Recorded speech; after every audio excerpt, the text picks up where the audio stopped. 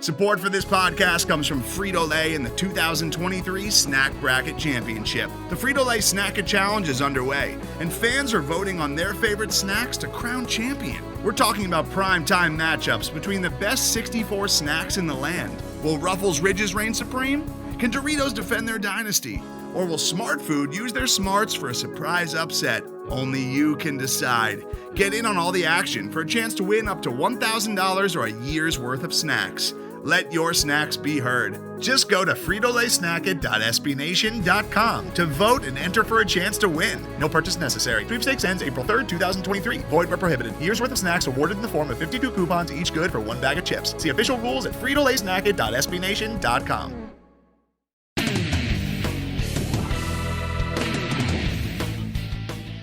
And we welcome you to this special edition of the Black and Gold Banneret podcast, UCF Rewind. I'm Eric Lopez, and on this edition, we'll look back to the 2015 UCF Softball Conference Champions season, where the Knights won the American Conference regular season championship and, of course, won the Conference Tournament Championship at home on May 9th, 2015. So it's the 5-year anniversary.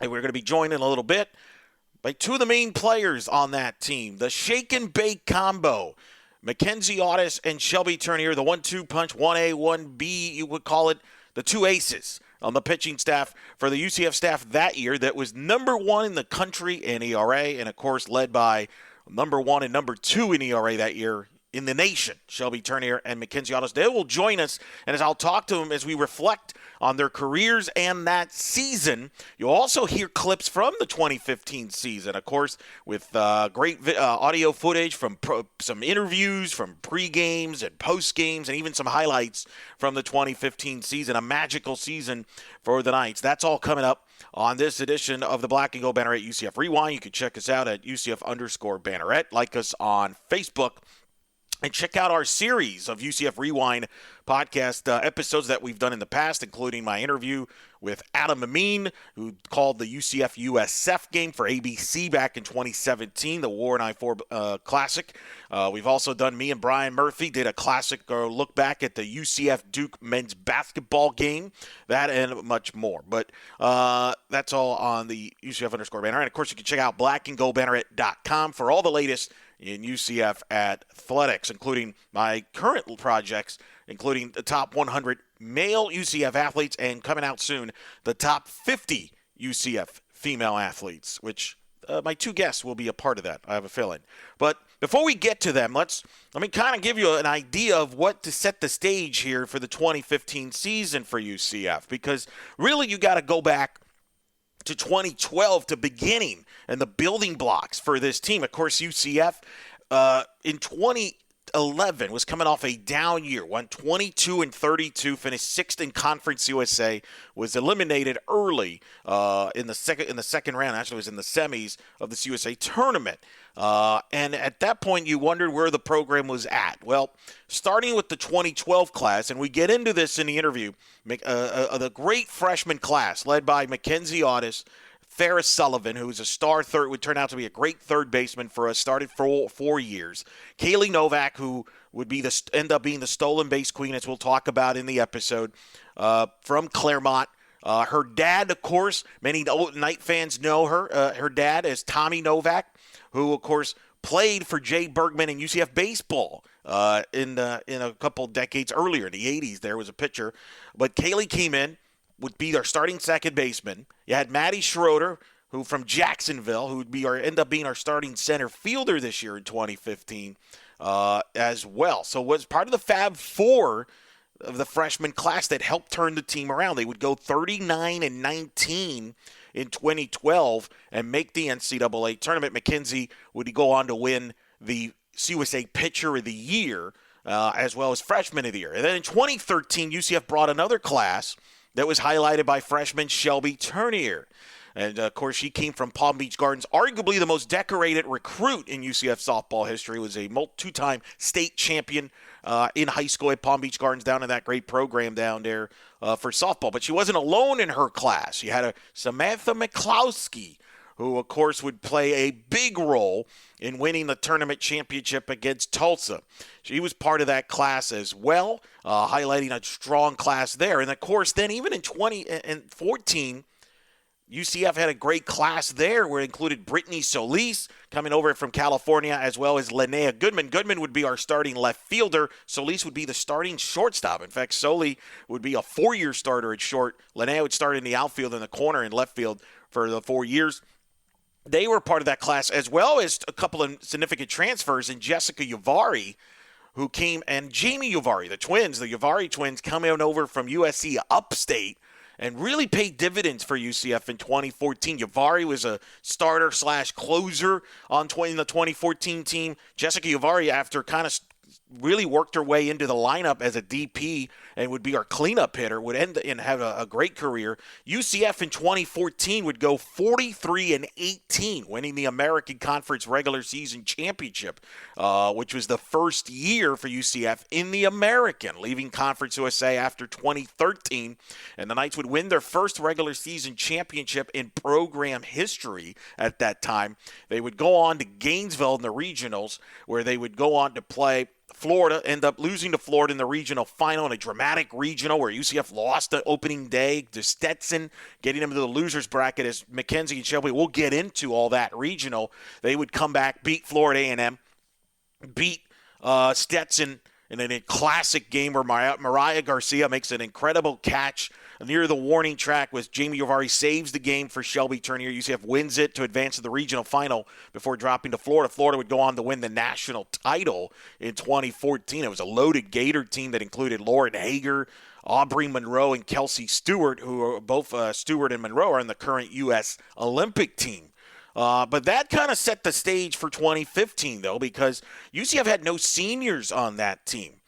So they basically returned just about everybody on that roster. As I mentioned, you had Linnea Goodman now in 2015 entering her sophomore year. She would be the starting at left field. You had Maddie Schroeder, who would be the starter at center field in her senior year.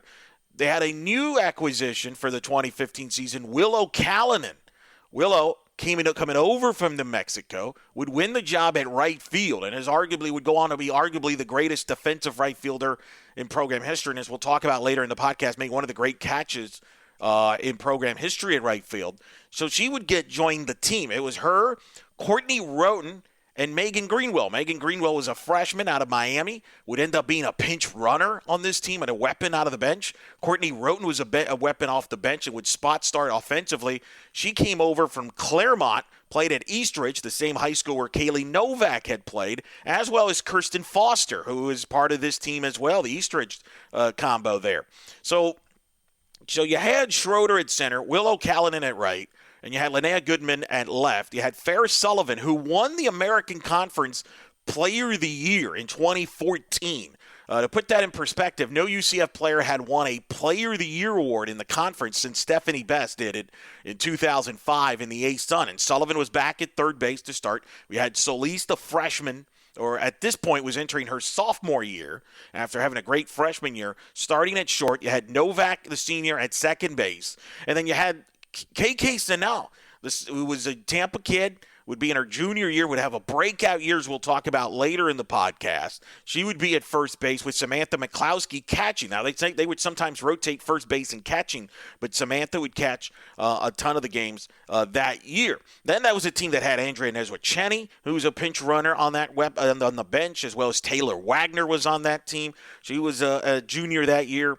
You had Jasmine Acevedo, who had limited action there, but was part of that team. Blair Kelly, who was a senior, also had limited action, but off the bench. And Kirsten Foster, as I mentioned, Megan Greenwell stolen bases. And then you had Jamie Uvari, who was on the pitching staff, and Mackenzie Noodle to complete the staff for UCF. But obviously, a ton of the focus nationally would be on Mackenzie Audas and Shelby Turnier. Mackenzie entering her senior year and Shelby entering her junior year. And they would have historic seasons, two of the greatest seasons that any UCF athletes ever had. They made national headlines. Graham Hayes of ESPN.com wrote about them and their seasons they were going on, and they would catch on fire. The Orlando Sentinel was writing about them. In fact, I remember prior to the conference tournament the American Conference Tournament. They both faced one of the writers for the Orlando Sentinel and struck him out.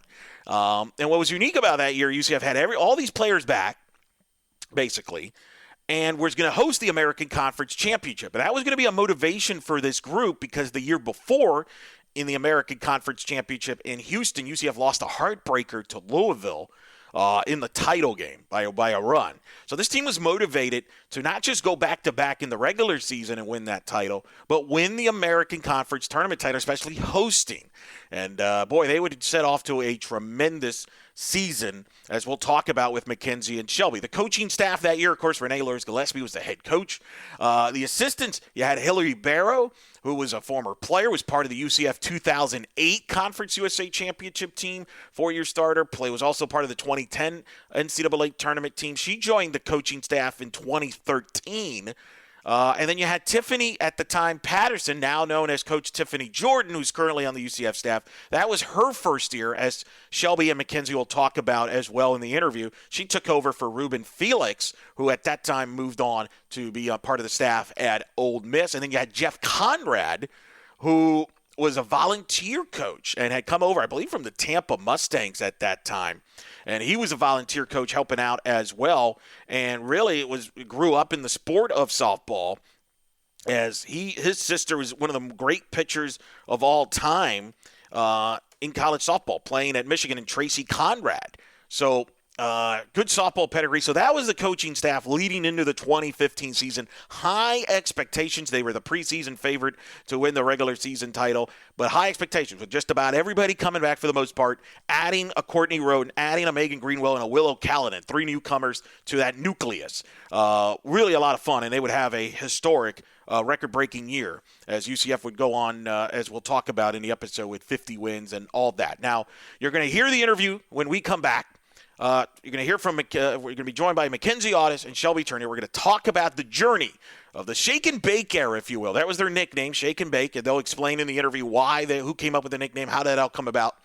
But kind of the building block into that special year, their great journey to UCF and that season. And you're going to hear throughout that episode the interview, but also some flashbacks to highlights from the 2015 season, as well as some of the audio kind of interviews with some of the players and coaches from 2015, and some of the sound bites from press conferences and post-game things that I did a lot of post-games that year. And so you'll hear some of them, and you pretty much hear from a lot of people. You'll hear from Farrah Sullivan. You'll hear from Willow Callanan. You'll hear from Kahley Novak. You're going to hear from Brittany Solis during this deal. You're going to hear from the coaches. So you're going to hear from a lot of variety of voices as flashbacks while we talk with Mackenzie Audas and Shelby Turnier. That's all coming up next. You're listening to the special edition of the Black and Gold Banneret podcast, UCF Rewind, as we look back on the UCF 2015 softball season. And joining us now, they are, of course, we're known as Shake and Bake. They were the 1-2 punch, or heck, 1 and 1A. In 2015, a part of the UCF team that won the American Conference regular season championship, tournament championship, 50 wins on the season, finished in the top 16 in the country. They finished 1-2 in the country in ERA, helping UCF lead the nation in ERA. I speak of Shelby Turnier and Mackenzie Audas, of course, who's married now, is Mackenzie Packrell, but just for these podcast purposes, she's back to Mackenzie Audas. Shake and Bake reunion here, ladies. Welcome back. Hi. Thank you. All right, let's start. To talk. Yeah, this is great. 5-year anniversary. Let's first start and tell the people what you've both been up to, because I know you're both now still hanging around the sport of softball, helping out off the field. I want to start with you, Matt, because I know you're about to start a new adventure here. Yeah, I've been doing kind of like dabbling in pitching lessons. I got my degree in education, and so I've been doing that, and then on the side, doing some lessons, so staying in the softball world. But I'm a new mom now, and I want to be able to stay at home and kind of make some more hours. So I'm going to try and go full time with pitching lessons. So I just started up a business, and once this whole stay at home order is gone, I'm hoping to, make it a real thing. Now, Shelby, you've been also involved in your own business as well when it comes to involved in softball. Of course, you played in the NPF, the Pro League, for a few years, won an NPF championship in 2016 with the Chicago Bandits. Of course, you've been out there in the Midwest, but now you're kind of doing your own business as well. Yeah, so one of my teammates from the Bandit, her and I started a business together of doing softball lessons, camps, clinics, team practices, and things like that. And so, yeah, we're doing that in the Chicagoland area, and we've been doing it for full time for a little, actually, right about a year. In July will be one full year that we've done this full time. And so, yeah, we're loving it. It's a little difficult right now with the whole stay-at-home order, so we've moved to fully virtual lessons. So that has been a little bit challenging, but we're just trying to make it work. And once this is over, we can pick back up again. Yeah, I think we're all hoping for that, and for both of you as well. And that's awesome. You're both still involved and going to give lessons out there, so I think that's exciting for everybody there. Where can they find more information on that? Let's start with you, Shelby. Where can they find information if they're interested? They can go to deltaperformancesoftball.com. They can follow myself or Sammy Marshall on Instagram. All of our social media is Delta Performance Softball. Yeah, pretty much through social media, or they can go online, and all of our information, our contact information will be on there. Mac, what about you? Because I know you've started like an Instagram page about it as well and things like that. Yeah, I'm still in the very beginning stages. So I have an email. I'm working on a website. It's Pitching with Purpose is the name, but they can also find it on my regular Kenzie Packrell Instagram. So I'm a little bit more in the early stages than Shelby. Hey, that's okay. You got time. We all have time right now to make that work there. For sure. You know, that's kind of how it goes. So, but that's exciting. Exactly.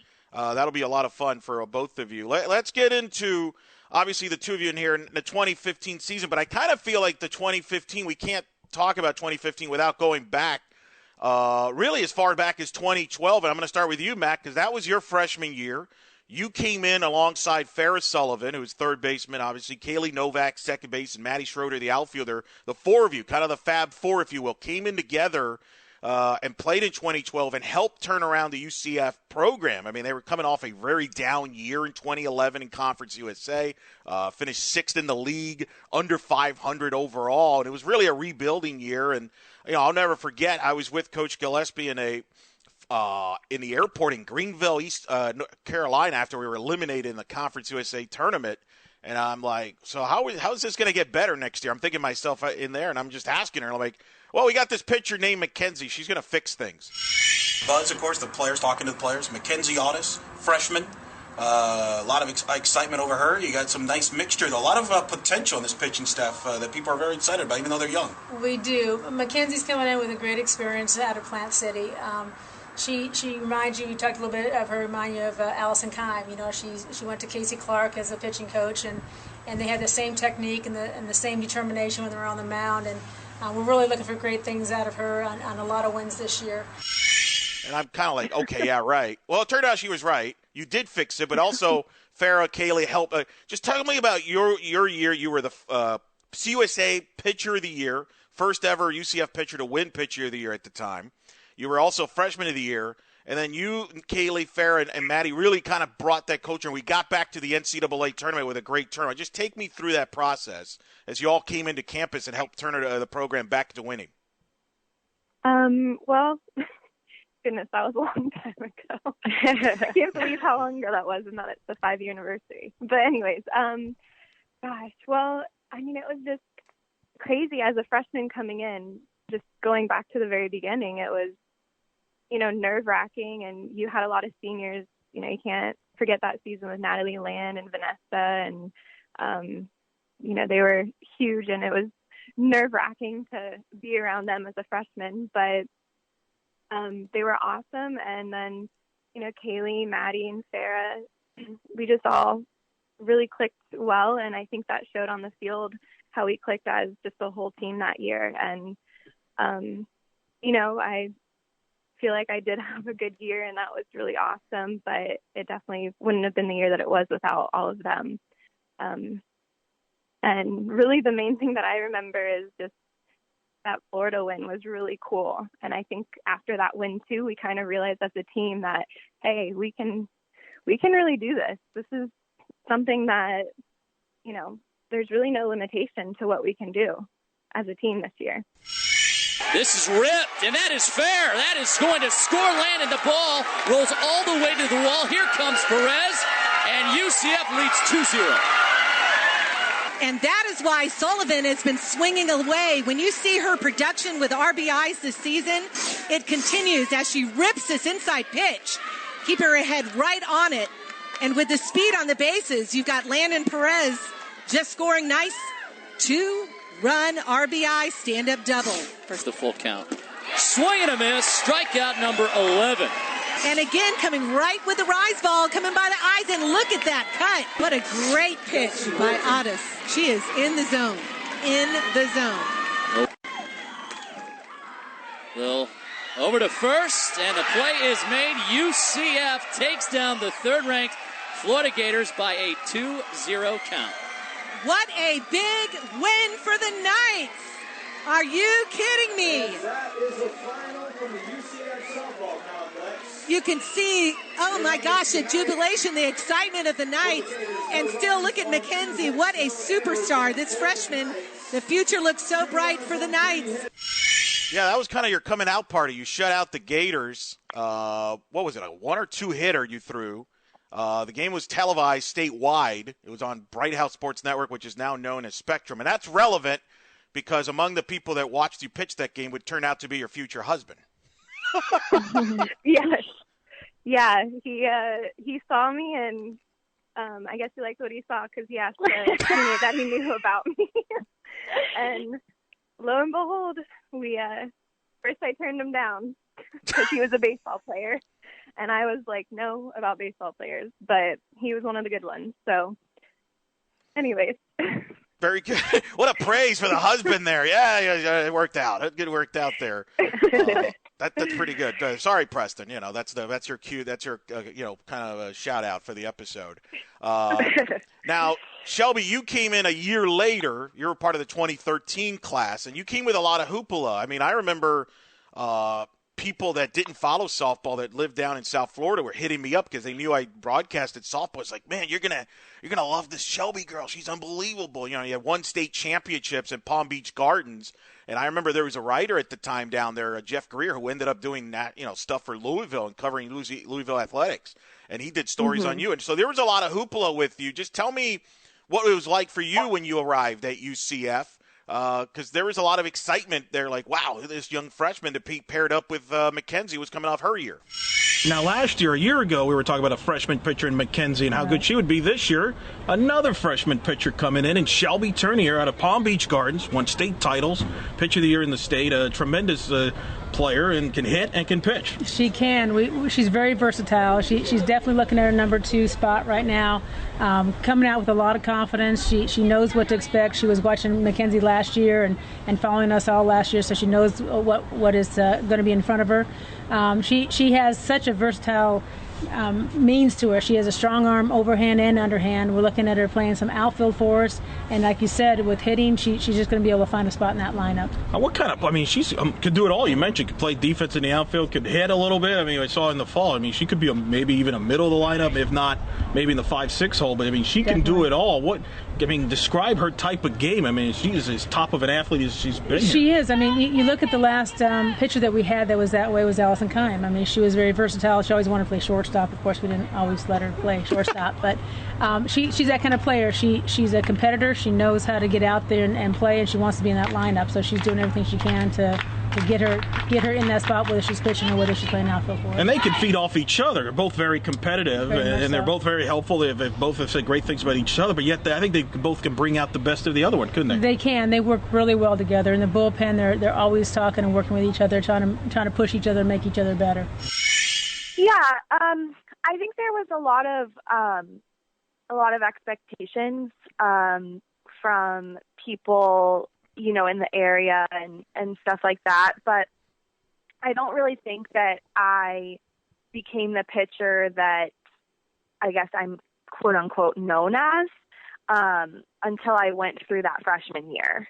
at UCF. And I think I came in and I thought that I was as good as I was going to get. You know, coming out of high school, I thought like that was my peak. And I can confidently say I feel like each year I got a little bit better and a little bit better and a little bit better, even throughout like my pro career and stuff like that.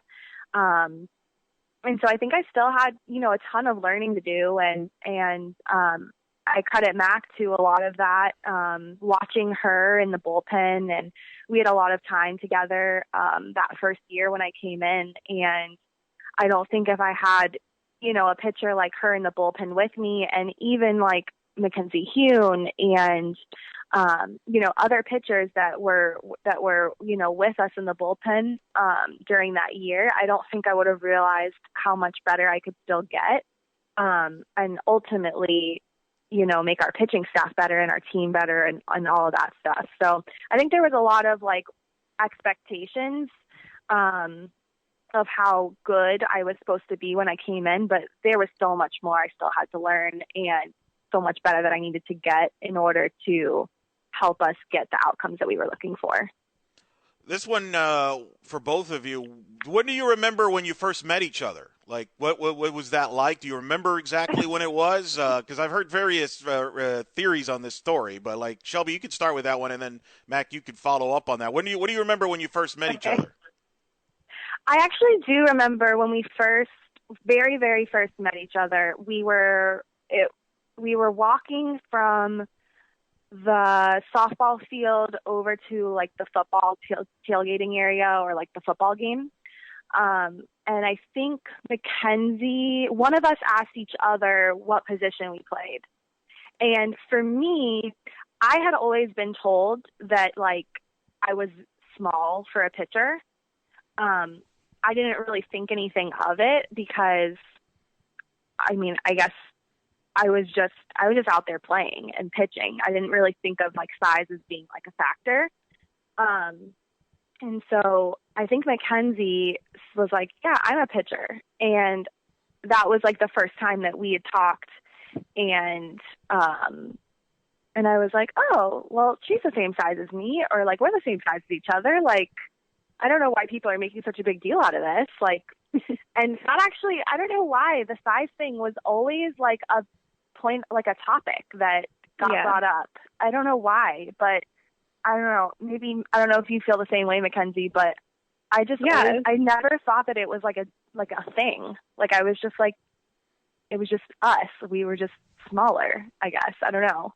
Yeah. Well, I mean, just knowing, you know, some of the other pitchers out there that are 5'10" or 6 feet or something, I guess that's kind of what we grew up with too. That's why Taryn Mowat, for example, was one of my favorite pitchers growing up, because she was like 5'5", I think. Mm-hmm. And then the rest of the pitchers were so much bigger. But yeah, I always honestly kind of took pride in our size and that we were both smaller in a sense, because, you know, it made me feel like, one, that other girls could look up to us and say like, hey, I can do this too if I just actually try and, you know, have dedication to it. Size doesn't necessarily matter. It's more the work and the knowledge of the game and stuff like that. But yeah, I remember that too. And then of course, I feel like we both have those, what you call RBF. I remember that as well. And I remember thinking, is she going to be nice? Like, I don't know. So that's the other thing I remember about us meeting. But obviously we clicked and we both had those faces that helped us on the mound. So I can't be too mad about it. It really did, and, you know, because both mentioned before, you're both different, right? Your personalities are a little different in the standpoint. You know, I think Mackenzie, you're a little more to yourself. You're more quieter. Shelby, you tend to kind of let your emotions out more, but you're different in some ways. But yet at the same time, I feel like you have some similar. You're both super competitive, and I would imagine pushed each other. Tell me about that, like, because you know, you pushed each other to high levels, as we'll talk about in 2015, that, you know, incredible, super high levels. And I would imagine you both helped each other out. And at the same time, you're both so competitive that you're like, well, I'm going to make sure she knows that I'm just as good at things, because I thought you kind of fed off each other, not only during games, but even maybe off the field in practice and things.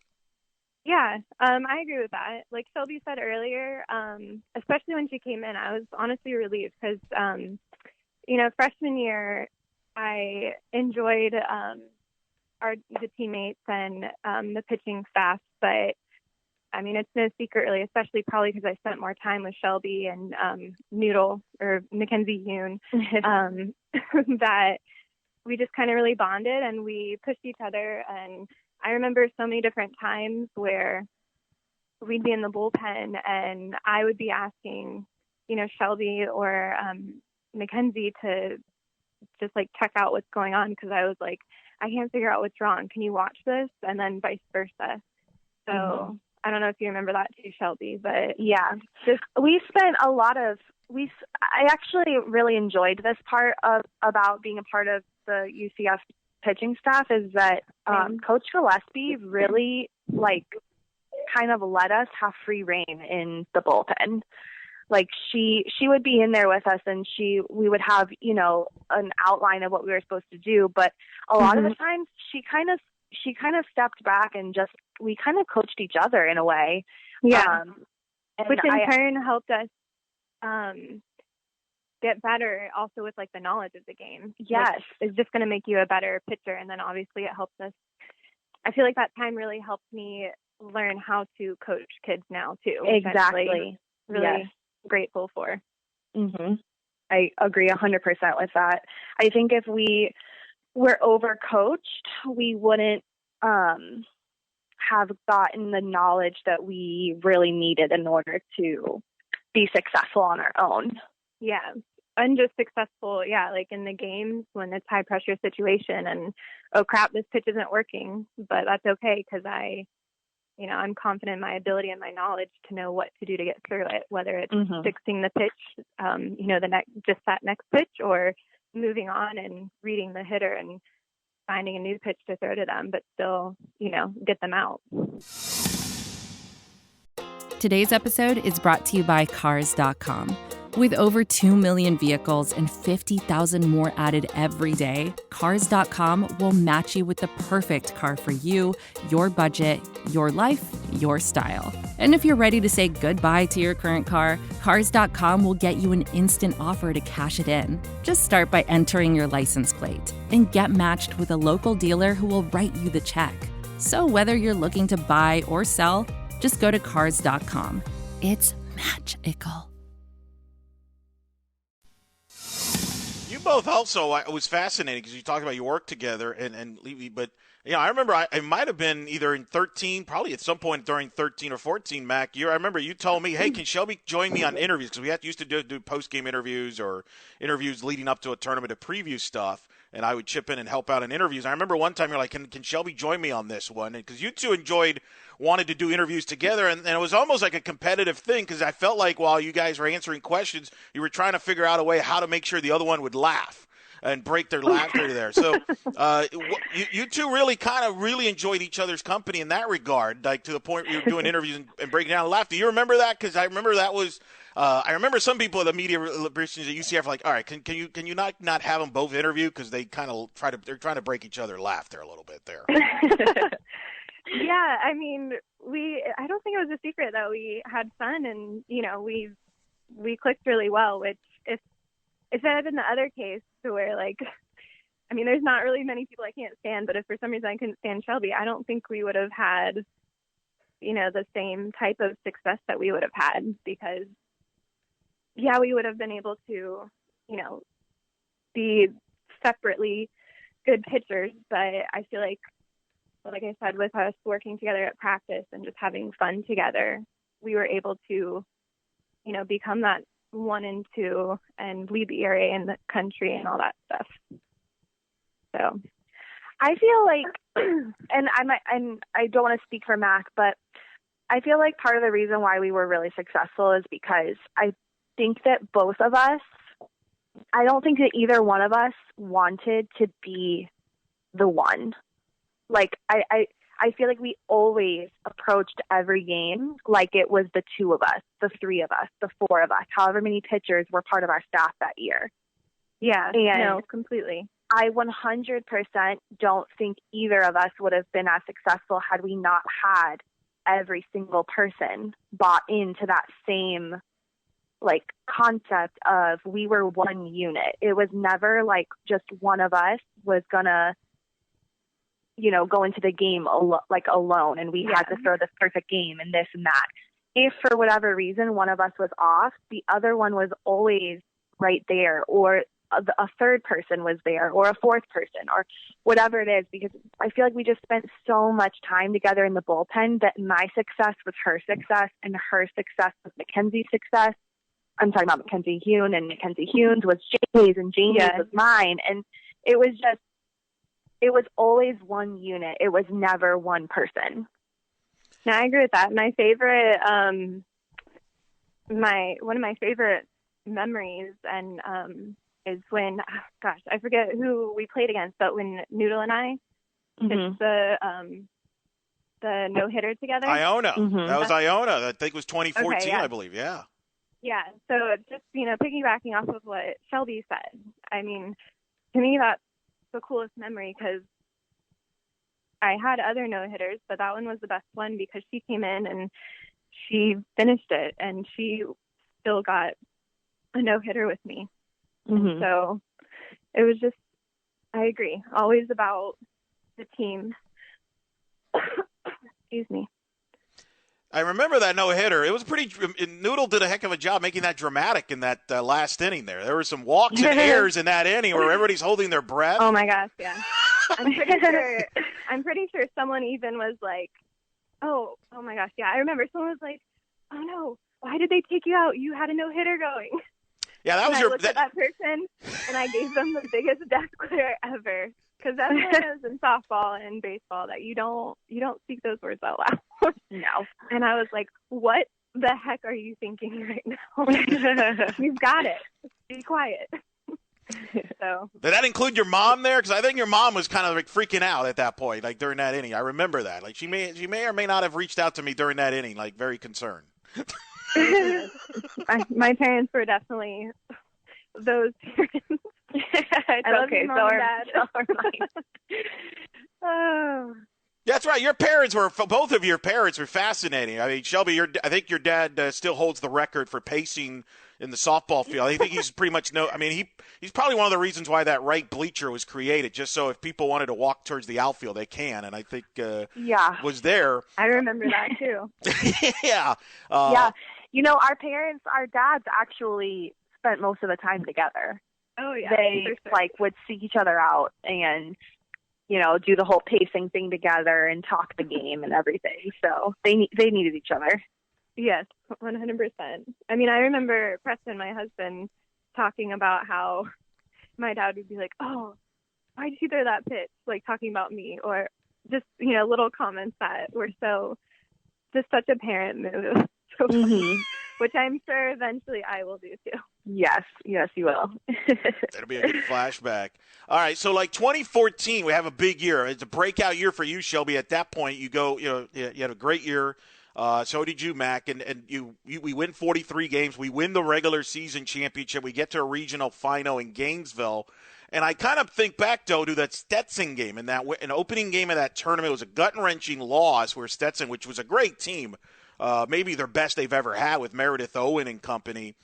They came back and beat us in late in the game. And I remember that bus ride back, and it was a very emotional bus ride. There was a lot of anger, emotion. But I felt it was a big turning point and really I would argue the start of the 2015 season, because I felt all of you as a team got even closer at that point because you faced some adversity and you dealt with it. And I think the leadership spoke up in that, as I remember. And I remember everybody kind of figured it out because we had to celebrate Shelby's birthday when we got to the hotel. So we had to figure it out quickly to get along, I remember. But tell me about that moment, because I felt that was a moment where all of you bonded there. And then the next day, Mackenzie, you kind of led the way, beating Florida A&M in the elimination game. Farrah had a big game there. Then, Shelby, you got the Stetson game, and we beat them to get to the regional final. But I thought that was a big point that really kind of hey, either this team is going to go separate or they're going to bond either closer, and you were closer. And I thought that was really the beginning of the 2015 season. Am I right on that? Well, I think, if I remember correctly, that was the year that we didn't have any seniors, correct? Correct, yes. Yeah, yes. I think so. Yeah, so I feel like that was kind of a moment where we were like, we didn't, when you're going through times like that, sometimes, a lot of times you look to your seniors for, like, their reaction and, like, are they defeated or are they, ready to get revenge or, whatever the case is. And so I feel like we didn't have, like, a senior to look at, so we all just kind of, like, looked at each other, and we were like, okay, like, we got to make a decision. Like, are we coming back with a vengeance, or are we going to lay down and just kind of let the season end and recoup, next year when we have, like, the same group of people? And I feel like because we didn't have seniors that year, we all kind of stepped up and filled that kind of void of, not necessarily having that senior to look at. We had, juniors and sophomores and even freshmen that had to step up and be that quote unquote example of what we want to, do that year. And so, I feel like that was definitely a turning point as far as, like, we had to make a decision right then and there as to whether we were going to just kind of lay down or whether we were going to put up a fight and get better and see the long-term picture of how, even playing these games could affect us in the future, the next year, the 2015 season, 2016, and so on. Yeah, no, I agree. I mean, you pretty much said everything I was thinking about that, and just how I think since we didn't have seniors too, like you were talking about ELO, it did kind of start a turning point in the sense of how Shelby was saying we had to look to each other. And even though, I was going to be a senior the next year, so technically they did have seniors to look at with me and Farrah and Kahley and Maddie.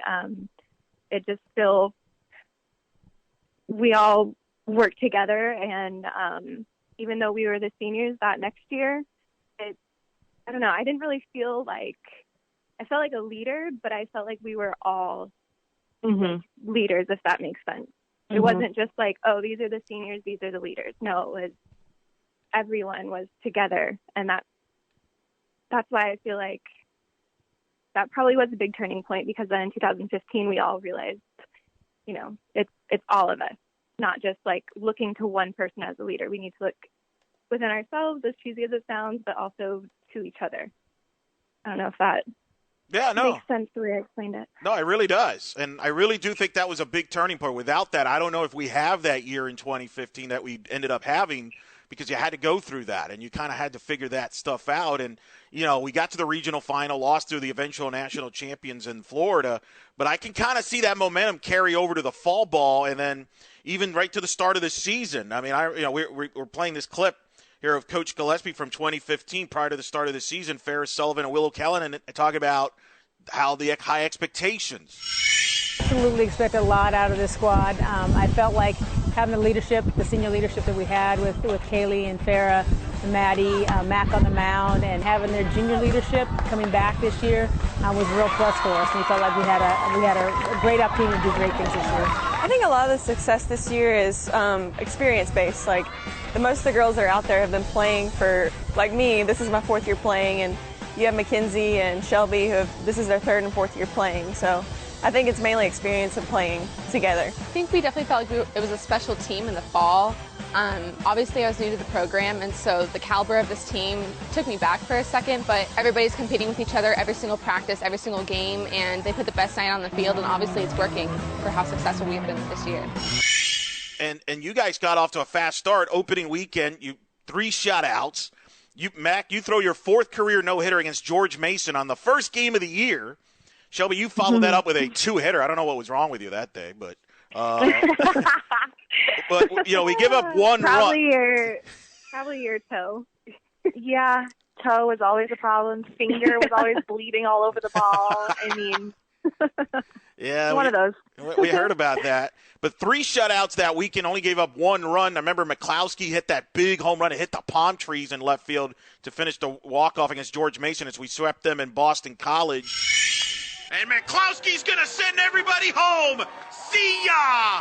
2-run shot off the palm trees. And the Knights win it 10-1 and end the weekend with an exclamation point on a 2-run shot bomb by McCloskey. Just take me through that start of the year, because you both were lights out right from the get-go. I mean, you all were confident, too. There was a swagger right from the get-go. I mean, yeah, I think we did have the confidence because again, it kind of goes into, as cheesy as it does sound, just confidence in each other.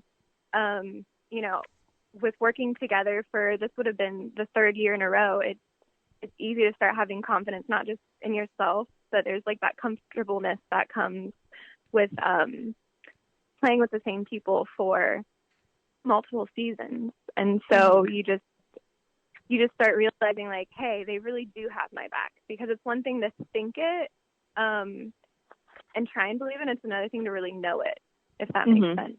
So just being able to know, like, hey, if things go wrong this game for me, then Shelby's got it. And if things go wrong for Shelby, then I've got it. Or Noodle has it. And just, I think that was the reason why we were able to come out and just really start off strong and not really have to gain momentum like I feel like a lot of teams have to do, or we did in the past too. I don't feel like we ever started off super strong. We kind of gained momentum as we went on. But that season was different for that reason, in my opinion. I can't speak for Shelby.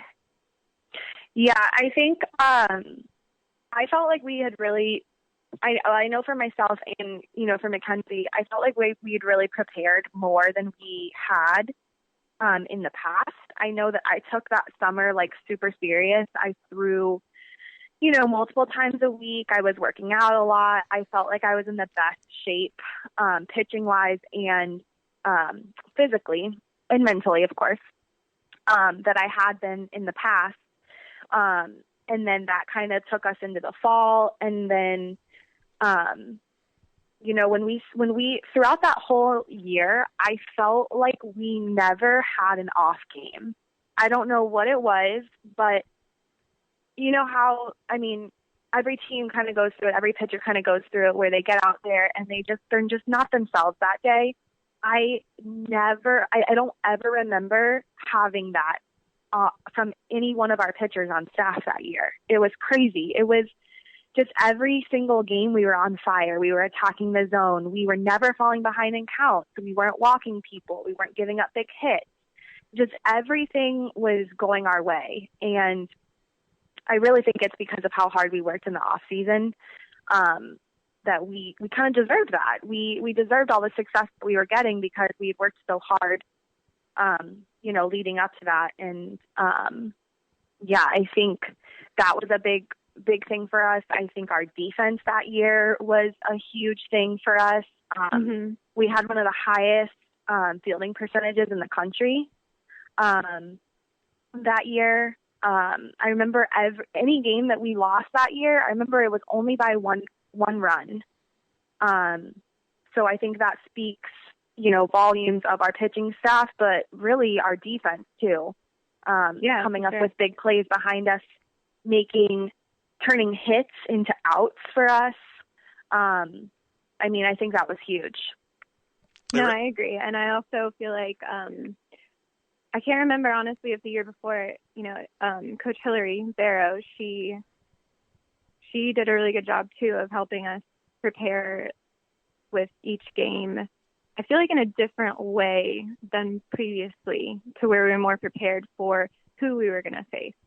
She was the queen of scouting reports. And yes, exactly. I remember we would go through like the opposing team, the practice before, we would go through every single hitter on the opposing team. Yeah, and that's not really something we had previously done, and I think that also really helped us just know, like, okay, when that person came up to bat, we had a little bit more confidence too. And it wasn't like, oh, I don't know this hitter, I need to like really watch them and see what's going on. We kind of already had in our mind. We all knew that they had it in them, but to see what they do together to complement each other, to work with one another, is just amazing. For them to not be envious of one another is what makes them so special too. They're like best friends on the field and off the field, and they always are pushing for each other to get better. Also, I remember Coach Tiffany, who I think they call Coach Jordan now. We called her yes, Coach they Tiff. do. Yeah. Well, that's right. It goes either way there. Tiff. Yeah, we did. Yeah. I remember when she came in, came in with like this super fast pace about her. And I felt like that really took our team to like another level defensively too. Because we were, I mean, everything that she did was working super quick, getting everybody to work on her pace and not on our own pace. Yeah, not like a college kid's pace. Yeah.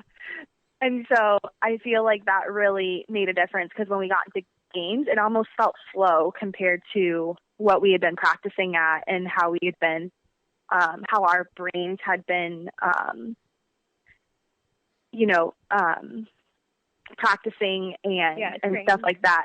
And so it just felt like the games were so much easier than practice. We have been focusing on our goals of getting to a regional and hosting a regional since I got here. And they work so hard.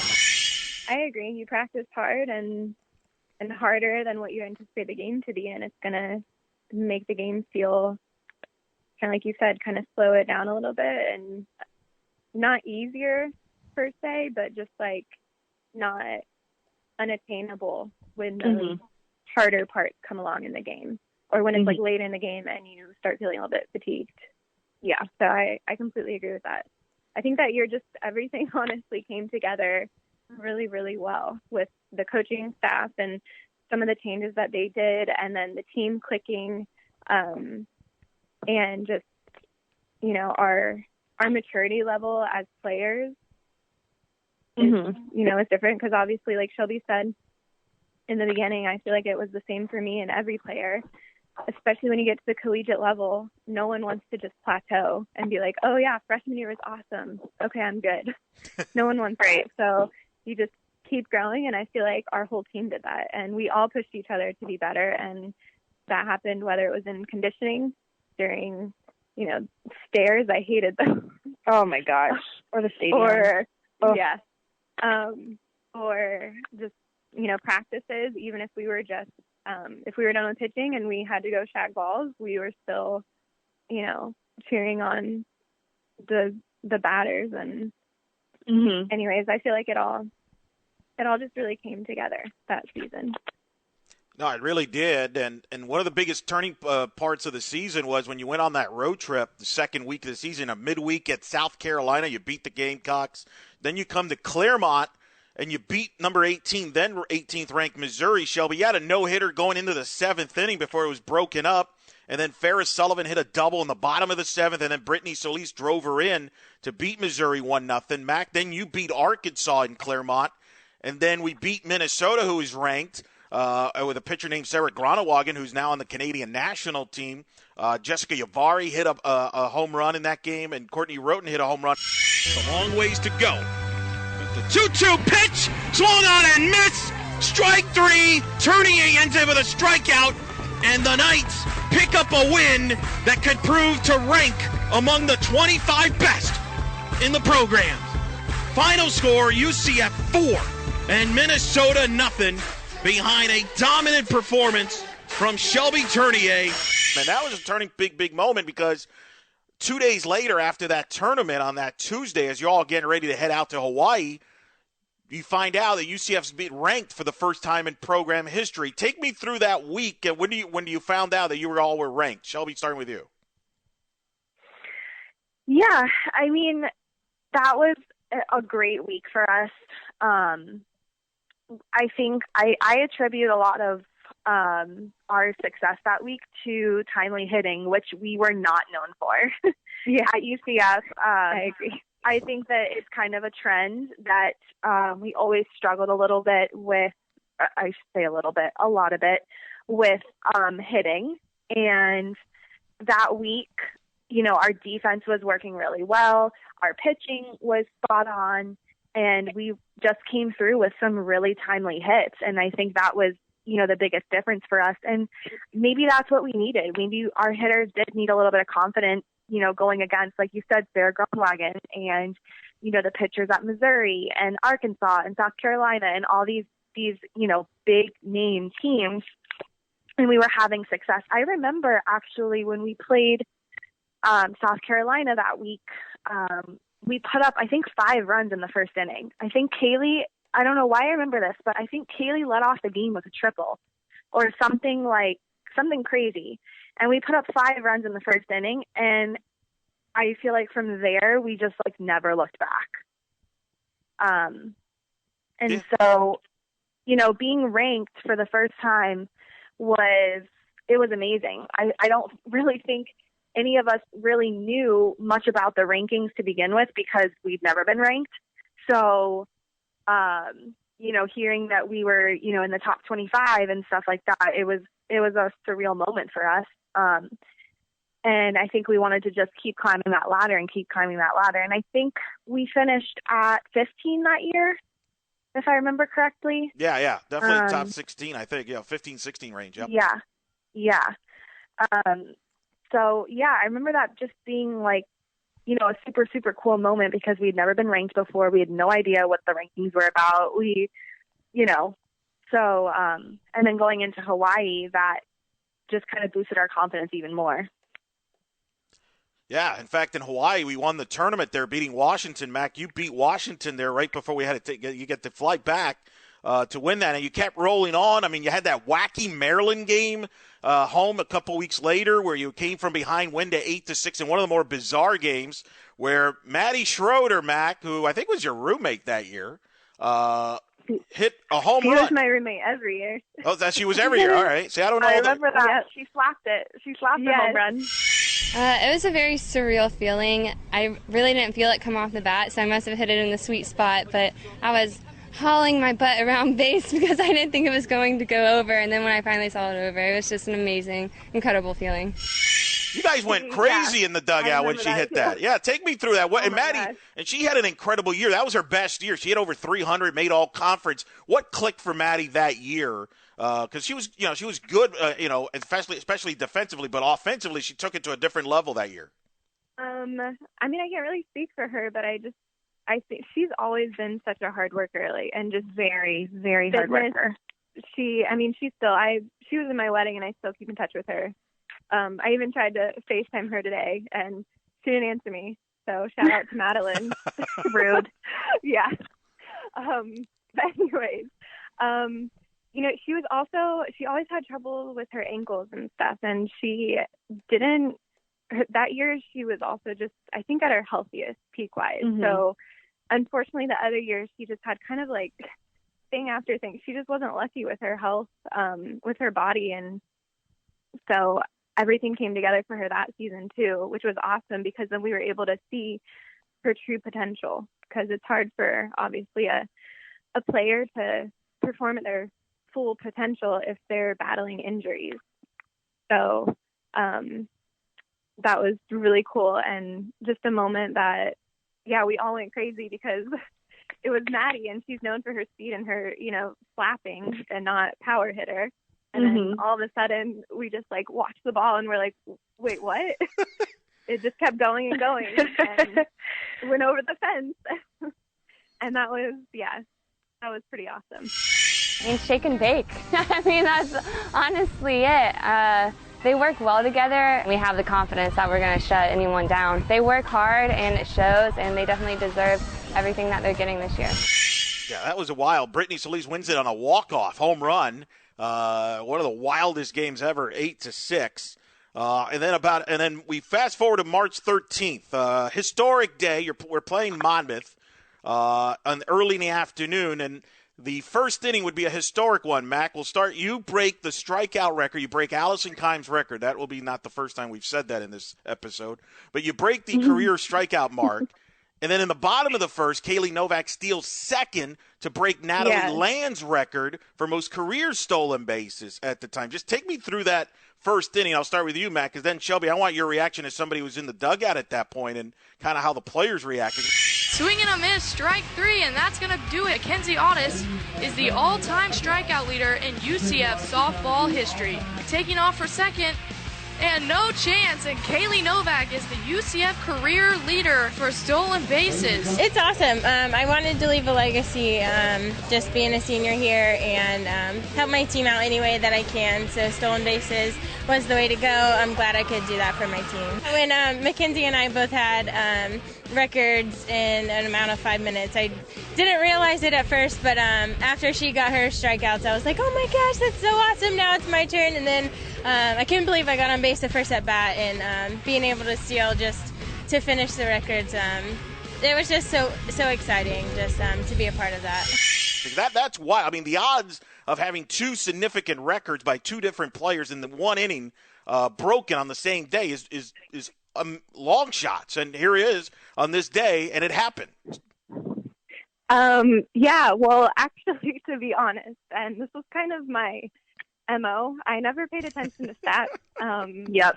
And are you saying yes like you didn't either? Shelby, you remember? I'm saying yes because we never knew what was going on. I feel like we just showed up and started playing. We never knew how close either of us were to anything until Elo was the one to tell us. I know. Right, that was my job. Well, yeah. But anyways, so back to that. I think I actually don't even remember who told me, but after that inning, I found out that I had broken the record. I had no idea that I was close. I think I still thought I was a little bit away. Not that I was just one, batter away. So that was cool because it was kind of blindsided on me that I had broken that record. And then to know that, I think when Kahley got on base, I think it was Hillary or someone was saying, all right, she's going to steal because she only needs one more base. And so then the whole dugout was like, oh my gosh, okay. So then we were anxiously waiting. And then when she stole and she was safe, we were like, ah! So I did know about that one. But yeah, that was really cool and really special to share that with Kahley, who was someone who I had, played 4 years with. So it was just made it that much more special. And a great player in her own right. She got drafted that year in the NPF draft by the Charge. Was drafted there, which was at the time the record, the highest draft pick by any UCF player until somebody else broke that record a year later. Who was? I'm trying to remember. Who was that, Shelby? I'm trying to remember now. But what was Kahley? What did Kahley mean to you all on the team? Because she set the tone offensively at the top of the order, was aggressive on the base paths, and then great defense on the second base. Shelby, what did Kahley mean? Because you got to play against her as well and spent a lot of time with her in the NPF because you both were playing at the same time. She moved on to that level as well after you went on to the NPF. So what did Kahley mean to the team? Because I think she kind of gets maybe not underrated. Maybe I think is a great word for it because I think the impact she had was amazing. Mm-hmm. Yeah, I really feel like she was our catalyst, at the beginning of our lineup and kind of a sounding board on defense. I think, though, that, she carried a lot of the weight of the team on her shoulders, being at the top of the lineup. And, she did a great job for us. I feel like I don't even remember if there was any time where she wasn't our leadoff hitter. I think maybe once or twice they put Linnea as the one and Kahley as the two.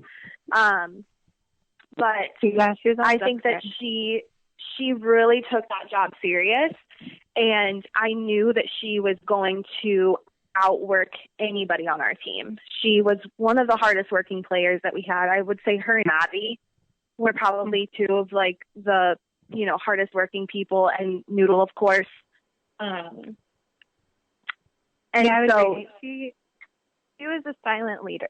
She wasn't crazy vocal, but like Shelby said, she was always going to try and outwork everyone and do her best. And just she led by actions, in my opinion, more than, I mean, she would obviously hype us up with what she was saying too, but it was definitely, she led by actions and pushed everyone to do well as well. And, but I agree, she didn't get the spotlight as much as she should have, because she was a great player and a great part of leader. our success.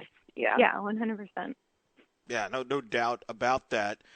We started conference play at East Carolina. The big highlight there, Shelby, is you throw a no-hitter on that March 22nd Sunday against East Carolina, and you follow that up after you went down to Miami and beat FIU and beat FAU. We host UConn, and Shelby, you throw your second no-hitter in a week on that Saturday. Then, oh, by the way, Mac followed it up with a one-hitter against UConn. But Shelby, take me through that week. 2 no-hitters in a week for you. Yeah, I mean, like I said, I just felt like there was not a game where we had an off, day. On their feet, the 0-2. That is hit to center. Schroeder, under it, makes the catch. It's a no-hitter for Shelby Turnier. I don't know what it was about that year. I'm attributing it to the amount of hard work that we put in the off season, but yeah, like I said, it just seemed like every single time that we stepped foot on the mound, we were on fire that game. And it kept getting better and better and better and better. And I feel like everyone was kind of just sitting there, holding their breath, oh, when is it going to end? I don't know. And it just never did. I don't know. It just, every single time that we stepped on the mound, I can only remember maybe twice that either of us had to come out of a game. And so, yeah, it just, I couldn't, write a story better than that. I mean, we were just on fire every single game. Yeah. I mean, you always had the intensity too, and you wanted to get better every game, and you were never one to give up, which is what you need in a pitcher anyways. And so, because you never gave up and you always wanted to do better than your last time, you did get better. And I think that showed because you got stronger as the season went on. And I feel like we all got stronger as the season went on, which in my opinion was also a difference in that season, because sometimes we kind of plateaued in the middle of the season and or fatigue and stuff like that. Yeah. So, but yeah, I mean, you were able to get your 2 no-hitters because you just kept going and getting better, and you were unstoppable. Awesome. Were you aware, Mac, and I'm curious, and the same with you, Shelby, were you aware when you're in the dugout or watching the game that the other one's throwing a no-hitter? Because you both mentioned you didn't really pay attention to what was going on during the game, but I'm curious, when you're watching the other one pitch and they're throwing a no-hitter, are you aware of it? Mac, were you, for example, were you aware when Shelby was throwing the no-hitters? And then, Shelby, were you aware when Mac was throwing the no-hitters that she was? Yeah, I was completely aware because I guess it kind of goes back to we were tight-knit pitching squad. We Noodle would do, or Mackenzie would do the books for, when she wasn't pitching, or I would help and stuff, and I was totally invested into what Shelby was doing. And then I remember too, if I was pitching and I had a inning that wasn't as strong, I remember coming into the dugout and talking it through with Shelby or Noodle, and then I remember, Shelby sometimes doing the same thing or Noodle doing the same thing. So anyways, to circle back to your question, yeah, I definitely knew because I was invested in the game and in what she was doing. Shelby, did you know when Mac was throwing a no-hitter? Because she ended up, as we'll talk in a little bit, the 2 no-hitters that year. But, were you aware when she was throwing a no-hitter? Yeah, definitely. And kind of to piggyback off of what Mac was saying, we were so invested in what the other person was doing. And like I said, her success, I felt like it was my success, and my success was her success. So when she was out on the mound, throwing and she's going batter after batter after batter, and she hasn't given up a hit yet. I mean, that's in my mind too. I'm like, okay, great. We haven't given up a hit yet. It was always we. So when she was out there and she was doing stuff like that, and I'm like kind of keeping track in my head. Okay, we got this girl out last time. We did this. We did that. And so I was always fully aware that she had a no-hitter going. I would also always say like a little prayer in between innings, like, please let her finish this game on a high note, please. Well, and we were always the first to like come out of the dugout and greet each other and congratulate each other too. So that was just another way of showing that you're my teammate and your success, like Shelby said, is my success, and it's not just like the Shelby show or the Mackenzie show. And that makes a big difference too. It felt like that a lot of times between the press and all of that kind of stuff, and the interviews and all of that stuff felt at times like there was a spotlight being shown on one of us or on us, but it really, truly was an entire team effort. I mean, we don't get those wins without the walk-offs. We don't get those wins without having one of the highest fielding percentages in the country. And then you top that off with having a really good pitching staff, and that's why we ended up having the success that we did. But I know, like, a lot of times the wins and losses fall on the pitcher's shoulders, but I swear it, up and down, it could not have happened without every single person that we had that year. Yeah, for sure, because you can also only hold someone for so long to 0 runs or to 1 or 2 runs, and and vice versa. If the team is putting up runs but you have an off day, then it's a full team effort, and it definitely all clicked really well. We got stronger as pitchers that year, but then our hitters didn't let up. I mean, you can just going to the championship game. We had great hitting that game, and inevitably that's why we were able to win. No, we did. Other highlights, by the way, of course, March 14th, both of you pitched in this game where UCF beat Illinois at Chicago 2-1. That was the program's 500th win at the time, which was obviously Coach Gillespie's 500th win at UCF at the time. So that was a big milestone. Achieving that 500th win for a program is incredible, and for Coach Renee to be leading that charge the entire way is something that doesn't happen in softball. And that makes it even more remarkable, is the fact that she's able to do it and do it all with one program, and it's her baby. And she takes care of us, and she takes care of the kids, and that says something, and that's why she's been able to win that many games, and this program has been as successful as it is. It's amazing, honestly. We wanted that game to be for Coach G. She's such a huge part of our team, and to get it with her was awesome. To be a part of that, it's amazing. It's just to be with these group of girls, have Coach G with us, being able to celebrate with her. She's done so much for us, and it's just an amazing feeling. And then the weekend at Tulsa was a wild one, Shelby. You 16, oh my gosh, I remember this. 16 innings. This is the first game of a doubleheader. Back then, you played a doubleheader on April 3rd, and then had to play a single game on the 4th because it was a holiday weekend. So we play a single game. You go 16 innings in a game where I believe Maddie Schroeder made a catch in the outfield that robbed Tulsa potentially a game-winning hit. And then you're going 16 innings. Just take me through that game, because that was just the first game, but you had to really go a long distance there, setting the record there at 16 innings pitch. Yeah, that was a long game. I remember that game very clearly because I just remember being like, please, somebody just score. Like, please. Like, I beg you, just somebody score a run. Find a way to get on. I don't care if you have to stand on top of the plate, get hit, like whatever it takes, please. But yeah, I remember that game very clearly. I just remember that they were obviously the home team, so every inning that we went into extra innings, we would hit first. We didn't score a run, and then it was like, okay, I gotta hold them for this inning just to get an opportunity the next inning. So every time that we went up to bat, I knew that there was going to be basically 2 more innings that I had to pitch in order for us to win the game, because we weren't scoring in that inning.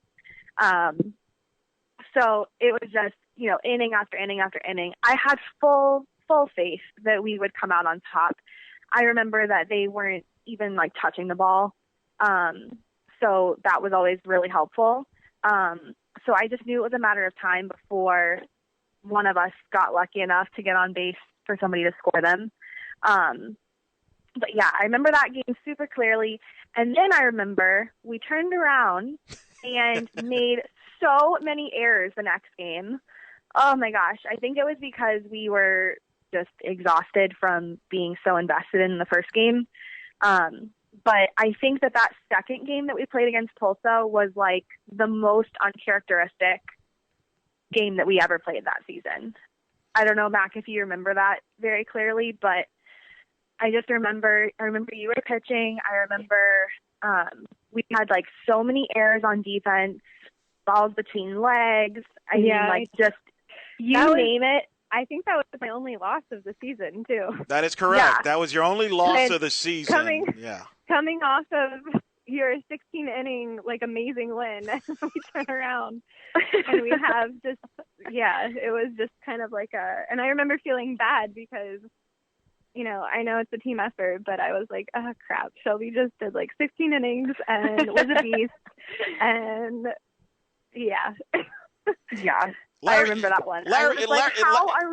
Larry Nagel, the home plate umpire at Max, did not help the cause either in the second game. That's my opinion on that. I may have gone off on that on social media about that. Well, not that great. Yeah, I will choose no comment. I'll plead the fifth on that.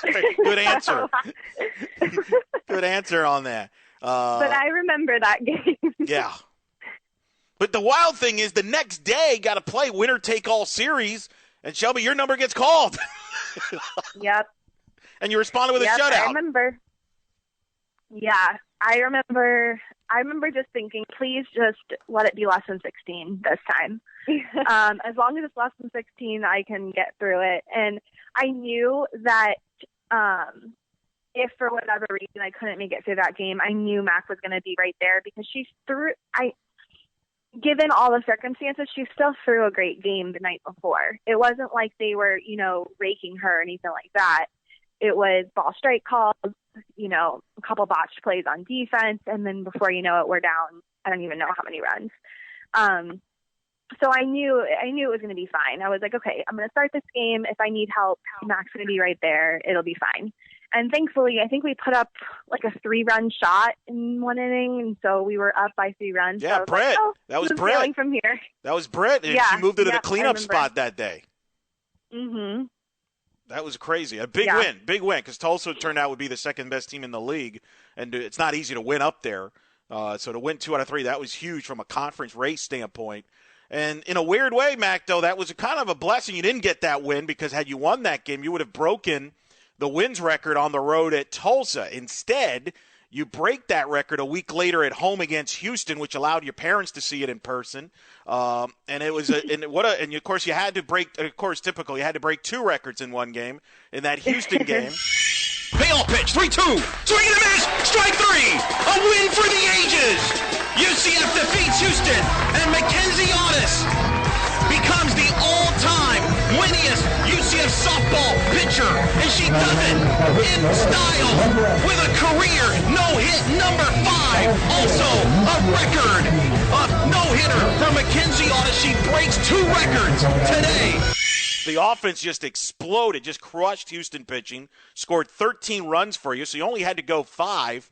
You throw your 5th career no-hitter, which broke Allison Kime's record, and the wins record of Allison Kime. That was your 72nd win at the time, so you broke 2 records. But I want to start with Shelby on that because that dugout, you guys swarmed Mackenzie after that last out. So you all knew what was at stake from a record standpoint based on that reaction, didn't you? I think so. I think at some point you had probably told us what was going on. And yeah, I mean, I think a lot of what made that year so much fun is that we made some of the smallest things a big deal. So when that is obviously a very big thing, breaking a record, it was, over the top. We were just out of control. our energy was just off the charts. And so, for her to break that record and do it at home was obviously such a big deal. And so we just absolutely swarmed her. Mac, what do you remember about that game and that last pitch and out and all the euphoria that it came afterwards? I don't remember the records going into the game, but I think halfway through someone told me not about the no-hitter, or not the no-hitter, I think they told me about the win. And so I knew about that, but like I said, I also didn't want to know. Like, I'm the type of person where I just didn't want to know. Don't tell me, just let me go out there, do my thing. Mm-hmm. And if I break things, cool. If not, cool, as long as but yeah, I mean, it was fun because obviously when you get swarmed by your teammates and they're, joining in on your success, it makes it that much more fun, because that's one of the reasons why I picked softball anyways, because it's a team sport and I loved being a part of a team. And so that was one of the biggest things that I took away, especially from the 2015 team, was just, it was like the perfect season for me personally to end on with the senior year, because it was just such a special group of girls. Mm-hmm. And it was awesome to share all those moments with them. And sometimes I definitely miss it. Yeah, I could see that. I can confirm, yes, you were never really big on the record. Every time I did bring up a record that you did, you kind of gave me that look like, all right, what, cool. You were not really that excited about it. It was almost, but that day was different though, because once you did, it kind of hit you that you won the wins record in the hitter. I remember in that post game, that one kind of sunk in a little bit more. I remember you talked about Allison and you knew about her and you knew what she meant to the program, and you knew obviously because your connection, because you both had the same personal pitching coach in Kahley Zerby. So in a lot of ways, that was kind of the pattern there. So that day, while the records you didn't get caught up, once you knew about that one. Was that day one of the more special ones because it was the two records in Allison and all that? Yeah, I mean, for sure. I loved being able to kind of share that with Allison, and then I'm still very close with my pitching coach, Kahley. And so just to be able to, in a sense, do that and create a legacy based on what she had just invested in me was also really special. And I think it also sunk in, and it did make me feel, it's hard not to feel proud when you do something like that, because I did work really hard. And to be able to break some records from someone who, Allison Keim, I mean, she's an amazing pitcher. I've seen footage of her, and I still think that even though I broke the records, I think it's because I had 4 years to do it and she only had 3. So, but yeah, she's just amazing. So to be able to even get up there with her was, I guess, what sunk in. And I was like, wow, that is really cool. Cause like I said, she was a really, really good player. Yeah, it's in the Hall of Fame now, just like both of you will be joining her down the road in the future there at the UCF Athletics Hall of Fame. A week later at Memphis, you sweep Memphis. Mac, you pitched the game that clinches the regular season title, which was the second straight year that we win the regular season title. What did that mean to clinch it? It was going to be a foregone conclusion, but you kind of locked it up really at Memphis there. And I remember you guys had a little fun with the postgame about that. Can't really describe how it feels. I know I won 3 state championships in high school, but there's no feeling like winning a conference championship, knowing you're the best. And college is definitely more competitive, and it's great to know that being a senior, I've had 2 conference rings, and just taking that into regionals and just keeping it going and making history with this team.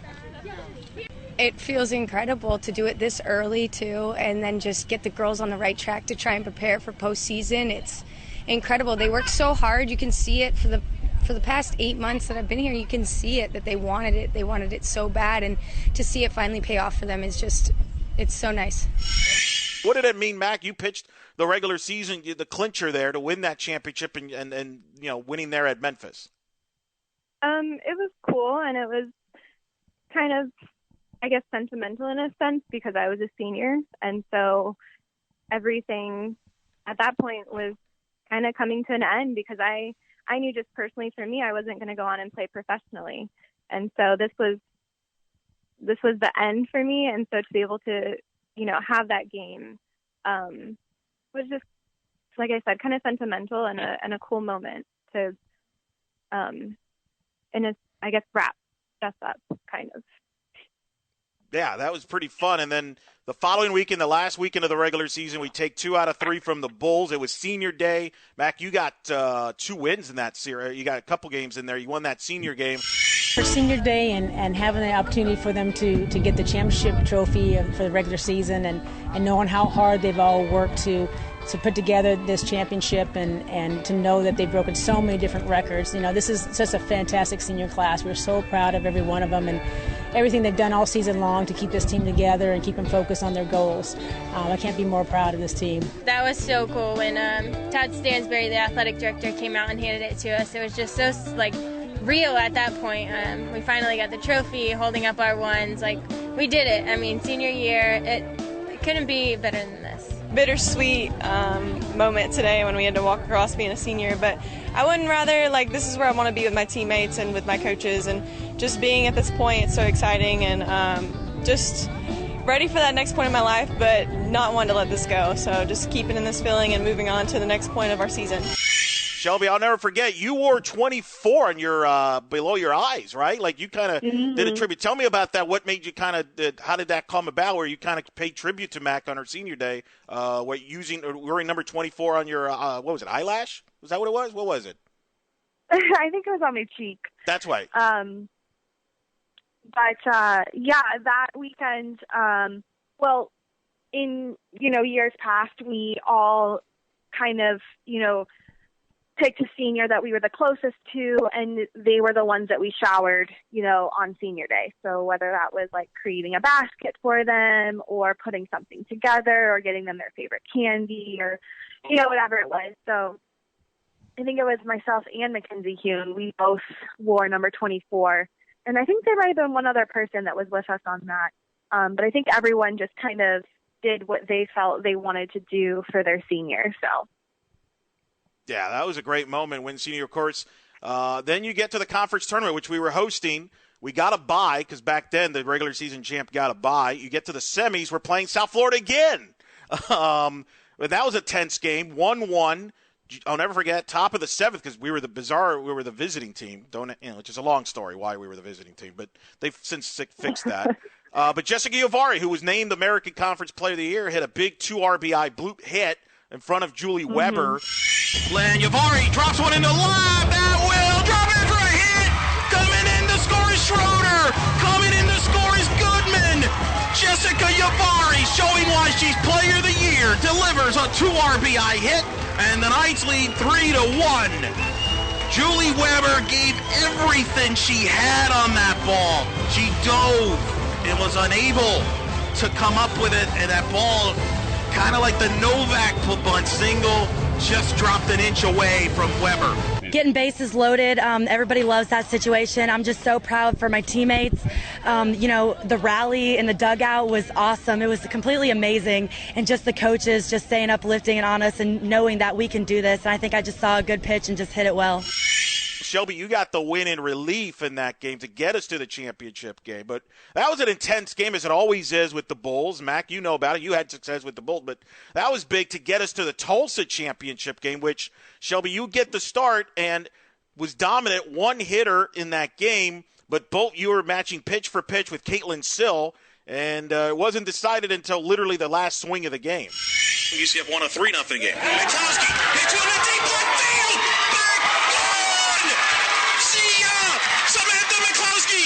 Just won the American Conference Championship for the UCF Knights. The American Championship will stay in the City Beautiful. The UCF Knights are your 2015 American Conference champions. I remember just crying. There was just tears in my eyes because we were just so incredibly invested in that game and, our teammates' success and stuff like that. And I remember that year was the year that we took the whole rally, props to another level. We had a drum and just the wackiest stuff that you could think of. There was that pool was floaties, there was leis, there was sombreros. I mean, everything that you could think of. Funky glasses, and we just all sprinted out to home plate to congratulate her. And I just remember all of us crying and hugging and just the whole 9 yards. Just an exciting time to be able to bring this back to UCF. You know, we started from the very beginning having our goal set to want to win the regular season and come back and do a tournament play. We haven't won a tournament championship since 2008. That's 7 years. We had number 7 pitching on the mound. You know, 7's been our number all season long, so we're just really excited that this happened. 7th inning, we get the home run to win the game. How else would you want to play it out? At first, I didn't think it was going over, so I was running as hard as I could, and then everybody started running out, everybody was making noise, and I was like, it's over. We just won. And I started crying. It was crazy. You see it in Sam's eyes. You knew between KK and Sam coming up, you knew that one of the two of them were going to come up with a big hit. You just knew that they wanted this game, knew that this was a chance to make history for UCF. And coming off the bat, man, all you could do is just smile the whole time. It was euphoria. I mean, McCloskey with that home run, bottom of the 7th, Mac. What was that like when that dugout, when she hit that ball out of there in left field in the bottom of the 7th? And you really, because I remember that was a big thing with you all. You were talking about, hey, avenged from the year before when we lost in Houston to Louisville in the conference championship game, and you're like, we're gonna win it this year, and we want to be that first team ever to win both the regular season and the tournament in the same year. Not to mention we're hosting the tournament. Take me through that when McCloskey hit the home run and really kind of finishing that goal that you all had set out for a year now. I mean, it was just like Shelby said. I don't think any of us could hear each other scream. We were all being so loud and excited, and it was just kind of the perfect ending.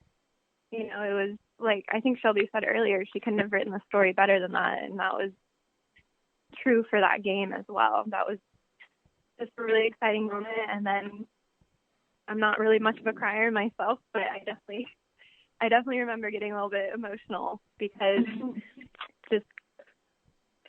it was just a great ending to the season, and really exciting. And I just remember at different times during that season remembering that, wow, I'm a senior and I want to make this count. And I'm forever grateful for my teammates for helping that be true, because it really did. It really was just an awesome season all around. And it wouldn't have happened without, Shelby, Sam, the whole team. Well, I think, it's rare for a mid-major program to have maybe a pitcher that's as good as some of the Power 5 schools had. And, I mean, we had 2 kids that were every bit, if not better, than what any of the Power 5 programs had at that time. I mean, that's pretty rare. We had 2 very good pitchers with Mac and Shelby, and they complemented each other so well. I mean, just, a little bit different style of pitchers, but just both were just tough as could be in the circle and wanted the ball. And it was a really a good all-around team. It had a little bit of everything. It had some kids that could hit the ball with power with McCloskey. Kids like Novak could get on base and set the table. It was a well-rounded team. It was a great group of kids to be around. It was the thing that's still tough to this day is I still feel like, and I know we talked about it back at the time, I felt like we deserved a better fate going into the postseason.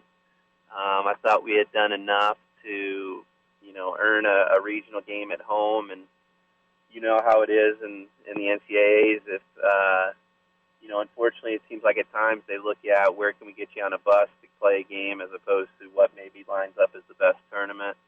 But that was hard. I mean, I really felt like we thought we earned the right to play at home in the regionals, and then I remember when those drawings came up on the TV, and you're going to Tallahassee and thinking, wow, I mean, how do we go from playing at home to having to go play at Florida State? But it was a great season with a great group of kids who really, worked very hard and bought into everything that we tried to do. And I wish it would have ended a little bit different. I think that team had the talent and the ability to go far, even farther than a regional final. But it ended up how it did, and no regrets at all. I mean, Shelby and I still talk about that season to this day, and look back on it with great memories. By the way, Mac, you're in that senior class, the only class to play your last game at home and leave with a trophy. That's a pretty cool deal to leave, great legacy to leave off. Of course, we win the tournament. We go on to the NCAA tournament, get kind of screwed out of hosting. I'll say that. I think we all failed that way. Committee, they don't know what they're doing. Get sent to a Tallahassee with a loaded field. Florida State had super talent team with Jessica Burrows, who, Shelby, you would go on to face, ironically enough, not only in that regional, but in the NPF for championships, because she was pitching for the Pride, and Jessie Warren was a freshman at that time, among others. Just a loaded team. South Carolina was in that field, loaded, and then obviously in Dartmouth, even with Shannon Dupking was the head coach, who's now at Syracuse. They're loaded. They were a strong team. So it was a loaded field. Got to the regional final. Florida State, obviously with home field advantage, kind of got by. Just a hard-fought weekend. It was good to be able to have that kind of competition in a regional, and I felt like girls did a great job of fighting through that and doing their very best with coming out ahead, and it just came up a little short. We set in 13 years of this program, we started from the very beginning. If you look 2 years ago, we're barely over 500, and to see these seniors break in and set up a legacy for us now, and giving us a chance to really take that next step, and that's what we're working towards. But that really didn't matter. 50 wins. Mac, you won your last start in that regional. That was against South Carolina, I remember. Grounder to second. Novak is there. Will underhand the first in time. And the UCF Knights shake and bake their way into the winner's bracket with a 4-1 victory. Sullivan swings. It's a high fly ball. Deep left field. Back at the wall. Gone! See ya! A solo home run for the senior.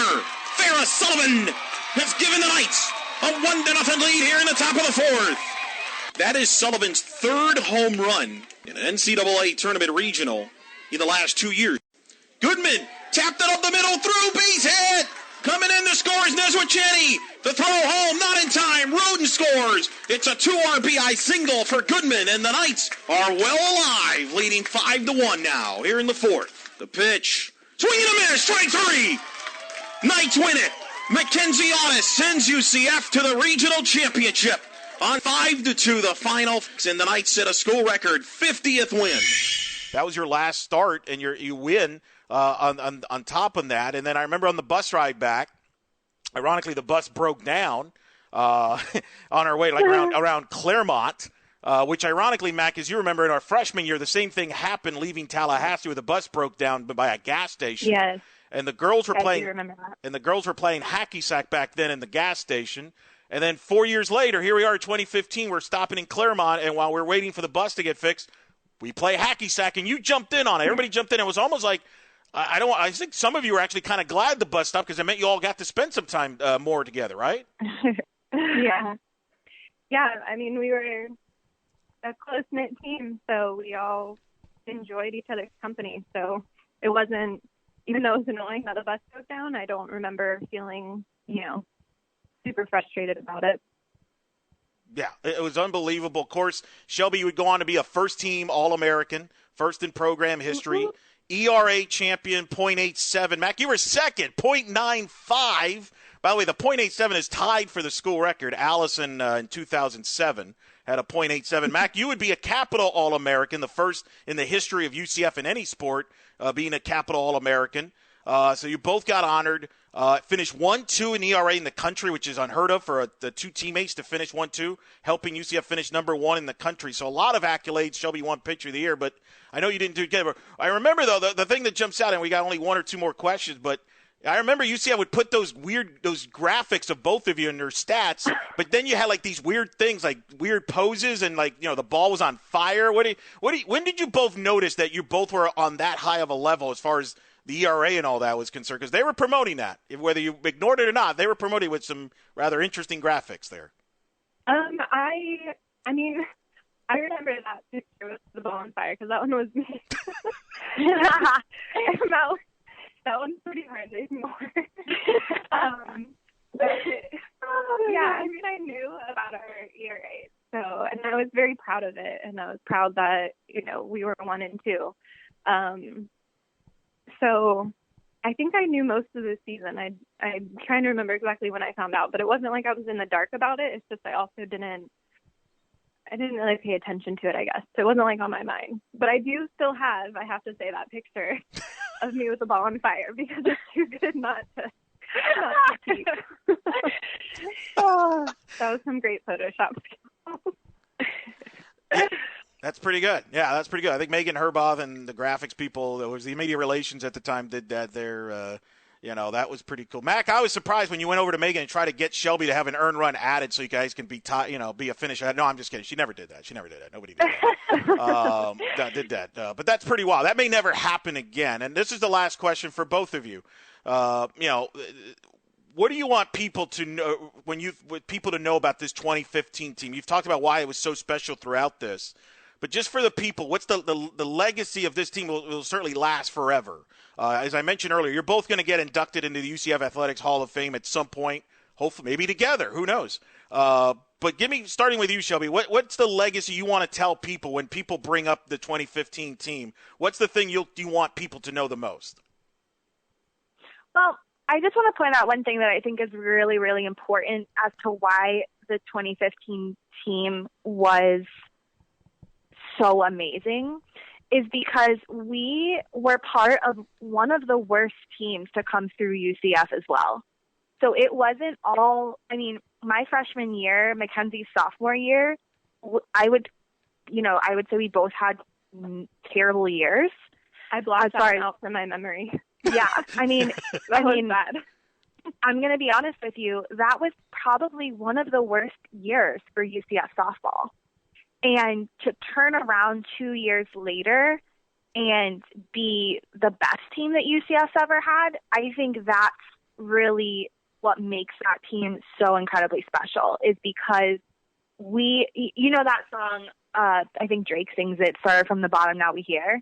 That was our anthem. We played that song on repeat every time we would get on the bus because we knew what it was like to literally be at rock bottom for a team. We were god awful. We had so many problems. We were terrible my freshman year, Mackenzie's sophomore year, and then turn around two years later and be, one of the best teams that UCF has ever had. I'm biased, so I'm going to say the best team. But I think that is really why that team was so incredibly special is because they're part of the worst team to ever be at UCF and the best team to ever be at UCF. Mac, what's the thing you're going to tell, your little boy when he grows up and people that come up to you and talk to you about the 2015 team? What's the biggest thing you want to make sure they know? That's actually really tough. Because there's so many things. I totally agree with the perseverance that we showed from going from kind of an embarrassing season, especially, honestly, for me. I was kind of embarrassed after having a good freshman year, and I came back the sophomore year, and it was not so pretty. But anyways, I would say, I don't know, I'm huge on being a part of the team. And so just lifting each other up, I think that is probably the biggest part of our success other than for that year, if you're just focusing on that year itself and not everything that happened to lead up to that year. We were just humble in the sense that my success was your success. Like we shared in each other's successes, and it wasn't just like the me show for any one person. And I think that the majority of the teams that you see in any sport that go far is because they have that type of mentality. And they're not just thinking about if that makes sense. So I think that would be our legacy, and then hoping that, the UCF teams that have been coming through have been doing that as well. Because if they continue to do that and work hard, then I don't see any reason for them to start, breaking our records that we set. No question about it, and build a legacy for the next future players to kind of shoot for and take the program to the next level like you two did during your time. Folks, Shelby Turnier, Mackenzie Audas, shake and bake, the combo. Who came up with that nickname, by the way, real quick, before we sign off? Who came up with that? Do we know? Do you remember still or no? I honestly don't remember which one of us came up with it, or I don't know. I do remember saying that I would shake them up and then you would bake them. Yeah, I remember that too. But I don't. Was it you, Elo? Are you sure it wasn't you? No, it was not me. I did not. I found out when people were telling me, like Coach G, oh yeah, shake and bake. I'm like, who are you talking about? Oh, okay. So no, it's not me. I think we took that from Talladega Night. Weren't they shake and bake or something like that? Yes, 100% we did, because we did the hand motions with it, the little. Yeah, that's right. Yeah. Yes. We were so dumb. I don't know when it started, but yes, I remember Shelby saying she would shake them up and then I would bake them. So there we go.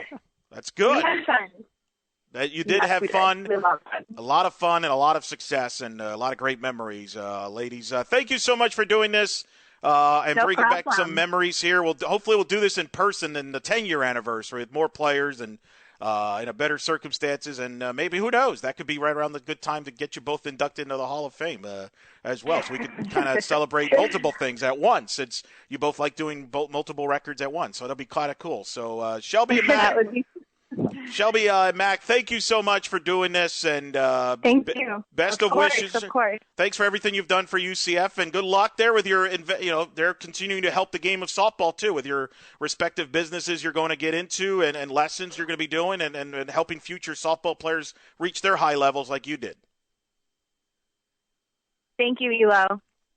Thank you. It was nice talking to you and kind of taking a trip down memory lane. And we thank Shelby Turnier and Mackenzie Audas for joining us on this special edition of the Black and Gold Banneret podcast, UCF Rewind. Awesome to chat with them. Great to catch up with both of them and talk about those great years. Let me just put in context the seasons they both had to finish the thought, because we could have gone for hours and talk, but they both have lives. I don't. So that works out. So Shelby Turnier that year, 2015, to kind of go over some of the numbers, to kind of give you a perspective. Shelby went 25-8 on the year with a .87 ERA, was named the American Conference Pitcher of the Year, was named first-team All-American, first UCF softball player to be named NFCA first-team All-American, first All-American ever in the program history. She ended up being a top 10 player for finalists for the College Softball Player of the Year. Gives you an idea. And she was number one in the country in ERA with a .87, which ties the UCF program record with someone that, as you heard in the interview, she was compared to, as was Mackenzie as well, and that's Allison Keim. Allison Keim in 2007, her junior season, also had a .87 ERA on the year, and Shelby tied that mark that year, and that still is the school record. Mackenzie Audas finished second in the country in ERA. She had a .95 ERA. She went 24-1 on the year, with the only loss, as you heard in the interview, against Tulsa. That is the best win percentage with that many decisions by any UCF pitcher in program history. With that many decisions, 25 decisions, she had a .95 ERA. She would end up being a Capital One All-American, which was a performance on the field as well as her performance off the field in the classroom. So the two of them honored there. Shelby had 268 strikeouts. Mackenzie had 257. The UCF as a staff had a .93 ERA on the year. That was number one in the country in college softball. And as they both mentioned, though, they had a great defense behind them. They only made 32 errors that year, .979 fielding percentage. That was near the top in the country as well. So they had a top pitching staff and a top defense as they went 50-9, winning the regular season title, steamrolling through the regular season title. They would go on to win the tournament, as you heard, beating Tulsa in that classic game 1-0. Shelby was dominant in that game. It was just absolutely probably her signature game. I mean, you look back at her career, it's that game and probably the FAU regional opener in 2016 in Gainesville, where she was matched up against Kylie Hansen and beat her 1-0, which was only the second UCF pitcher to ever throw a shutout in the NCAA tournament.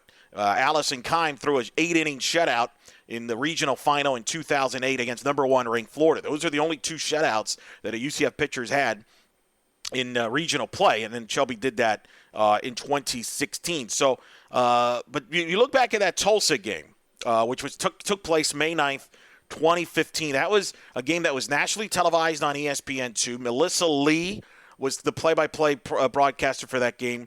Kayla Breaux, the former 4-time All-American at Alabama, part of the Alabama National Championship team in 2012. She was the analyst. That was one of her first games ever in the booth. And I'll never forget, because I'm doing radio at the time, but because TV is doing the tournament, they are in my booth, which is on the right side of the press box. Depending where you walk in, if you're in the stands, my press box is on the left side, and then the visiting press box is on the right side if you're in the stands. So TV, though, is using my booth at that point. So I'm moving into the other side, and I'll never forget Kayla Breaux walking in on Friday while UCF's playing South Florida, and she sat next to me and asked me questions in between innings as she was preparing for that game. It was a cool moment.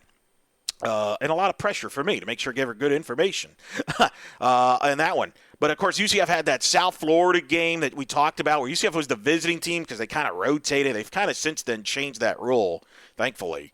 But it was a fun game. Whereas the UCF Jessica Uvar, you heard on the interview, had the big RBI to pull it out and win that game 3-1. And that set the scene for that noon game on Saturday, May 9th against Tulsa. Great crowd, electric for a noon game, especially against the Tulsa team that you knew was going to be a team to be reckoned with. And Shelby was tremendous. Pitched a 1-hit shutout, 5 strikeouts, 2 walks. And I remember I talked to John Barfield, who was the Tulsa head coach at the time, has since moved on to be the Oklahoma State assistant coach. And he admitted to me a couple years later, like Shelby was in their head. Tulsa hitters, they just had no answer for her. She just dominated their hitters, and really, they had no answers for her. But the credit to Caitlin Sill, she was fantastic. She had only given up 6 hits on 1 run in that ball game, and it was just a great pitching game, well-tempoed game.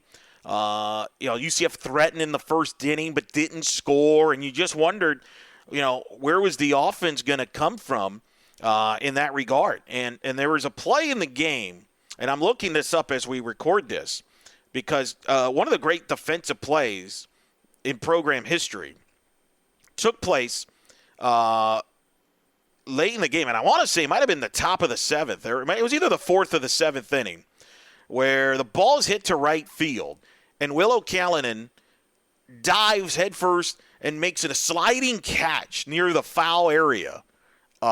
And really made an amazing catch. If she doesn't make that catch, that's a triple because there was nobody behind her. Might have been Horner who hit that. And I think that was in the 4th inning. Willow's, I'm sure if she listens, she'll remind me. But she makes the great catch, and it was just one of the most incredible catches I've ever seen. And the crowd was just in awe. And I remember Shelby nodded at her. It was a fantastic catch. And so the game, both pitchers would throw zeros into the bottom of the 7th. And I'll never forget, in between the innings, the crowd had this kind of anticipation. You could just sense they felt like something was going to happen. And I think in the press box, too, we kind of sensed it, too, because Kaylin Sinnell, who, by the way, had a monster year, as I'll get into in a moment, was due to lead off. And then you had Samantha McCloskey, the 2 big power bats in the middle of the lineup, the Smashing Sisters with KK, Samantha, and Jessica Uvar. Those are the 3 big power hitters that we had that season there, really, for the most part, that hit in the lineup. And you can sense it in the building that there was a sense of, hey, this is our opportunity to win it. KK would end up flying out to right on a 1-1 pitch for the first out. And then McCloskey stepped in against Sill, and you heard my call in that game on a 1-0 pitch. She crushed that ball into left field, and euphoria just takes place as UCF won that game 1-0. Very fitting because McCloskey, if you remember, if we played in the clip, hit a walk-off home run on the opening weekend tournament to conclude the weekend in a sweep of the opening weekend. She hit the ball off the Palm Beach, and here we are. It would turn out to be our last home game of the season. She ends it with a walk-off home run to left field, maybe arguably the most memorable home run in program history. A magical moment that nobody will ever forget. Euphoria. They're celebrating on the field. And what a way to win the championship at home, the only UCF team to do that. It's just a magical time and magical moment that day. And it really was something that nobody that was in that building will ever forget. And an amazing game, an amazing performance. And when you look at that Maklowski home run, I think back to that home run, Tiffany Lane as a freshman in 2008 in Houston hitting a home run in the top of the sixth, 2-run homer against then All-American Houston pitcher Angel Shamblin. Those are two of the most memorable home runs, probably, arguably, in the history of this program to date. It was unbelievable. And UCF won that game. And, UCF offensively that year hit 292, hit 39 home runs. KK Sanal led the way. Kaylin hit 11 home runs that year to lead the way with 36 RBIs. To put that in perspective, and that was the first time a UCF hitter hit 10 home runs or more in a season since 2005 when Stephanie Best, who led the NCAA in 2005 with 26 home runs, did it, and Crystal Kraft did it. I think she hit 11 that year in 2005 as well. That's it. We hadn't had another UCF player hit double digits in home runs until KK did it, which was unbelievable. And I'll never forget, she hit one against South Florida on the weekend of the senior weekend to win one of those 3 games. She had a couple home runs, I want to say, that in that series that got her in double digits. So she was a big factor that year. Linnea Goodman led the team in hitting, 356, was hitting at the top of the order. It was her and Novak. Kahley, by the way, hit 341 at 43 steals. Which ties the school record for most steals in a season with Natalie Land. She broke the stolen base career record, as you heard during the interview. She pushed that up to 125. She's a stolen base queen. Maddie Schroeder, as we talked about during the interview, had her best year ever, 321 on the year. Had 12 steals. Jessica Yavari, who would end up winning American Conference Player of the Year that year, hit 314 with 7 homers, 38 RBIs. Ferris Sullivan hit 311 with 4 home runs and 35 RBIs. Brittany Solis had her best offensive season in her career that year. She hit 274 with 5 homers and 33 RBIs. Was phenomenal. You told you about Willow. Willow was tremendous defensively that year in right field. Like I said, only made 1 error that entire year. Willow Callanan at right field, and it was just a team that had a little bit of everything. Hit 39 home runs, had 95 steals as a team. And they had everything. It was just a special group. And just to put it in perspective, the 2015 class, the class that came in 2012 with Mackenzie, Farah, and Kahley and Maddie, they won 161 games. They went 161 and 71 in their 4 years. 69% win percentage. Part of 3 NCAA tournament teams, 2 conference regular season championships, as well as a conference tournament title, and then the regional final appearances in 2014 and 15.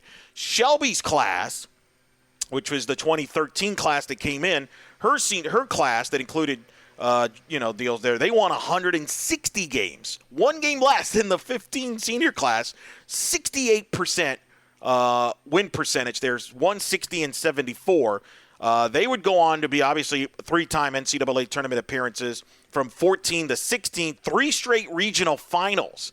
As following this 2015 season, UCF would go 38 and 22 in Shelby's senior year in 2016, made it to the regional final in Gainesville. I'll never forget Jessica Yavari hitting the walk-off home run against FAU to send us to the regional final. Her twin sister, Jamie Yavari, was magnificent in that game and really won the game against FAU. It was her best performance as a Knight, and the Knights got to the regional final, which was a great moment there. But they won 68% of the time. UCF from 2014 to 2016, 3 straight regional finals, all of them on the road.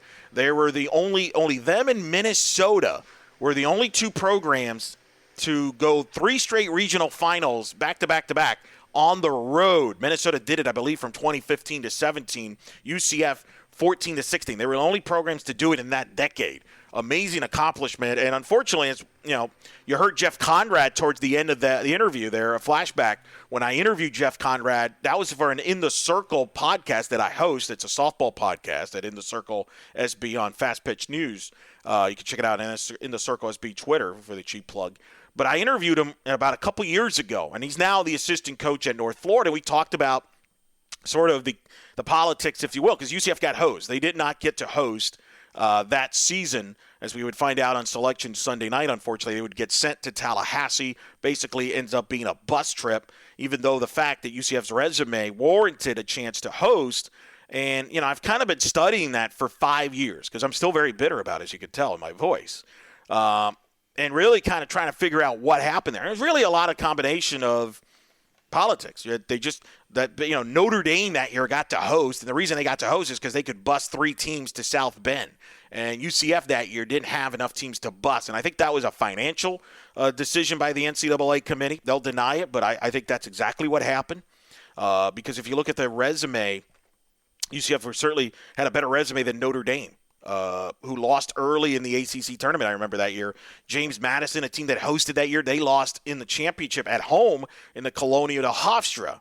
And that was just – it was just kind of crazy to figure all that out and figure out why UCF didn't get in. And it was very disappointing in that regard because UCF on Selection Sunday, RPI was 15. It was better than Arizona, who hosted that year. They were 16. It was better than Notre Dame, who was at 19, the RPI. So it was a hard pill to swallow. One of the things that hurt UCF was the American that year was down by their standards. The American has been a consistent top 6 league since its inception in 2014. And unfortunately, this was probably their weakest year as they were 9th. They were rated 9th in the RPI. So that probably didn't help, but still, it's something UCF can't control. So that was disappointing to find that out and figure, one of those years. Because UCF, and the thing that always bothered me, some of the outsiders would say, well, did UCF play a tough schedule or not? That was always the cop-out that the committees would use, basically saying, I didn't do any research, so we'll just go to that excuse. We didn't play anybody. Well, that's not true. That year, UCF played in Hawaii. All right, they played in Hawaii that year, beat Washington in a tournament. They beat Minnesota and Claremont, as we talked about in the episode. They beat Arkansas. They beat Missouri, who was a top 20 team that year in the non-conference. In fact, UCF's non-conference ranking schedule that year in 2015 was 33rd best. 33rd best. That is a strong RPI number. Their overall schedule strength was 56. So despite the fact that the American Conference was down by their standards at 9th, they still had a 56 best schedule. So you can't blame the schedule. The schedule is good enough. They just got hosed that year. UCF won 5 games against the top 50 that year. I mentioned Missouri actually was a number 9 RPI that we won that game in Claremont. Beat Minnesota, whose RPI was 15 at the time. Beat Washington, who's at 27 RPI. Shelby mentioned in the interview the win at South Carolina. They were 30 in the RPI, and that's significant. And they beat FAU that year in the regular season in Boca. That was a 37 RPI. That doesn't include wins against Kent State, who was a 51 RPI, and 3 wins against South Florida, who ended up having an RPI of 55. So imagine if South Florida would have had a better year and they would have ended up in the top 50. That would have pushed UCF even higher on the resume in that regard. I mentioned South Carolina because UCF only got sent to Tallahassee. They got squeezed into being a 2 seed, which was nuts. Florida State was the 1 seed. And then South Carolina, who a 30 RPI, if you do the math, that is a 2 seed ranking. That's a 2 seed. Well, South Carolina was a 3 seed in our regional. That tells you how stacked that regional in Tallahassee, and I mentioned that in the interview. So that wasn't just sugarcoating that. That's a reality. That was a stacked regional. I'll never forget, I spoke to Lonnie Alameda, the Florida State head coach, after the regional was done, and she admitted that's an insane regional. And I remember she was very compassionate to Coach Gillespie at UCF because they knew great teams were going to get knocked out of this. And I remember South Carolina was like, man, we're better than, all these teams can win regionals. It was really surreal to see that. And that was the unfortunate thing, as Jeff Conrad alluded to in that at the end there where you heard his voice about how the committee kind of jobbed UCF there. And, that was very unfortunate. But still, an amazing year that year in 2015 where UCF goes 50-9. We mentioned it. It was the first time the program was ranked at the time. They finished ranked 16th in the country. And Shelby mentioned it. 8 of the 9 losses was by one run or one run. The only loss that was by more was the last game of the year against Florida State in the regional final. And that was the end of that. And it was pretty amazing. UCF, as I mentioned, the following year in 2016 would go 38-22. They were ranked for most of the year. Shelby had a good year, although she dealt with an injury for most of that year. She was not 100%. But they still won 38 games and would have won a 3rd straight American Conference regular season title if it wasn't for the fact they got snowed out at UConn and lost 2 games. And the reason that was significant was South Florida would go on to win the regular season title on win percentage.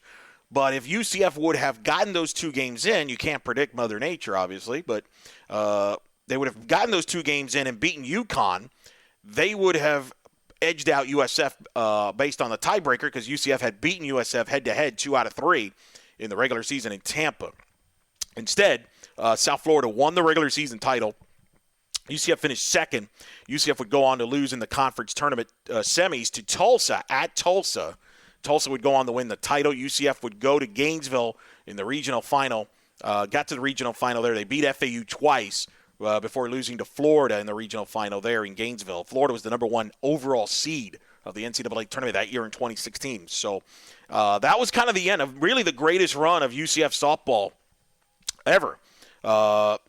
As I mentioned, if you go back to 2012 when Mackenzie, Farrah, Kahley, and Maddie arrived on campus in 2012 season to Shelby's senior class last year in 2016, UCF won 199 games. They went 199 and 93, 79% win percentage, making the NCAA tournament 4 out of 5 years, winning the American Conference regular season title twice, winning the conference tournament in 2015, and making the regional finals 3 times. That was an incredible 5-year run that I kind of refer to as the shake and bake era.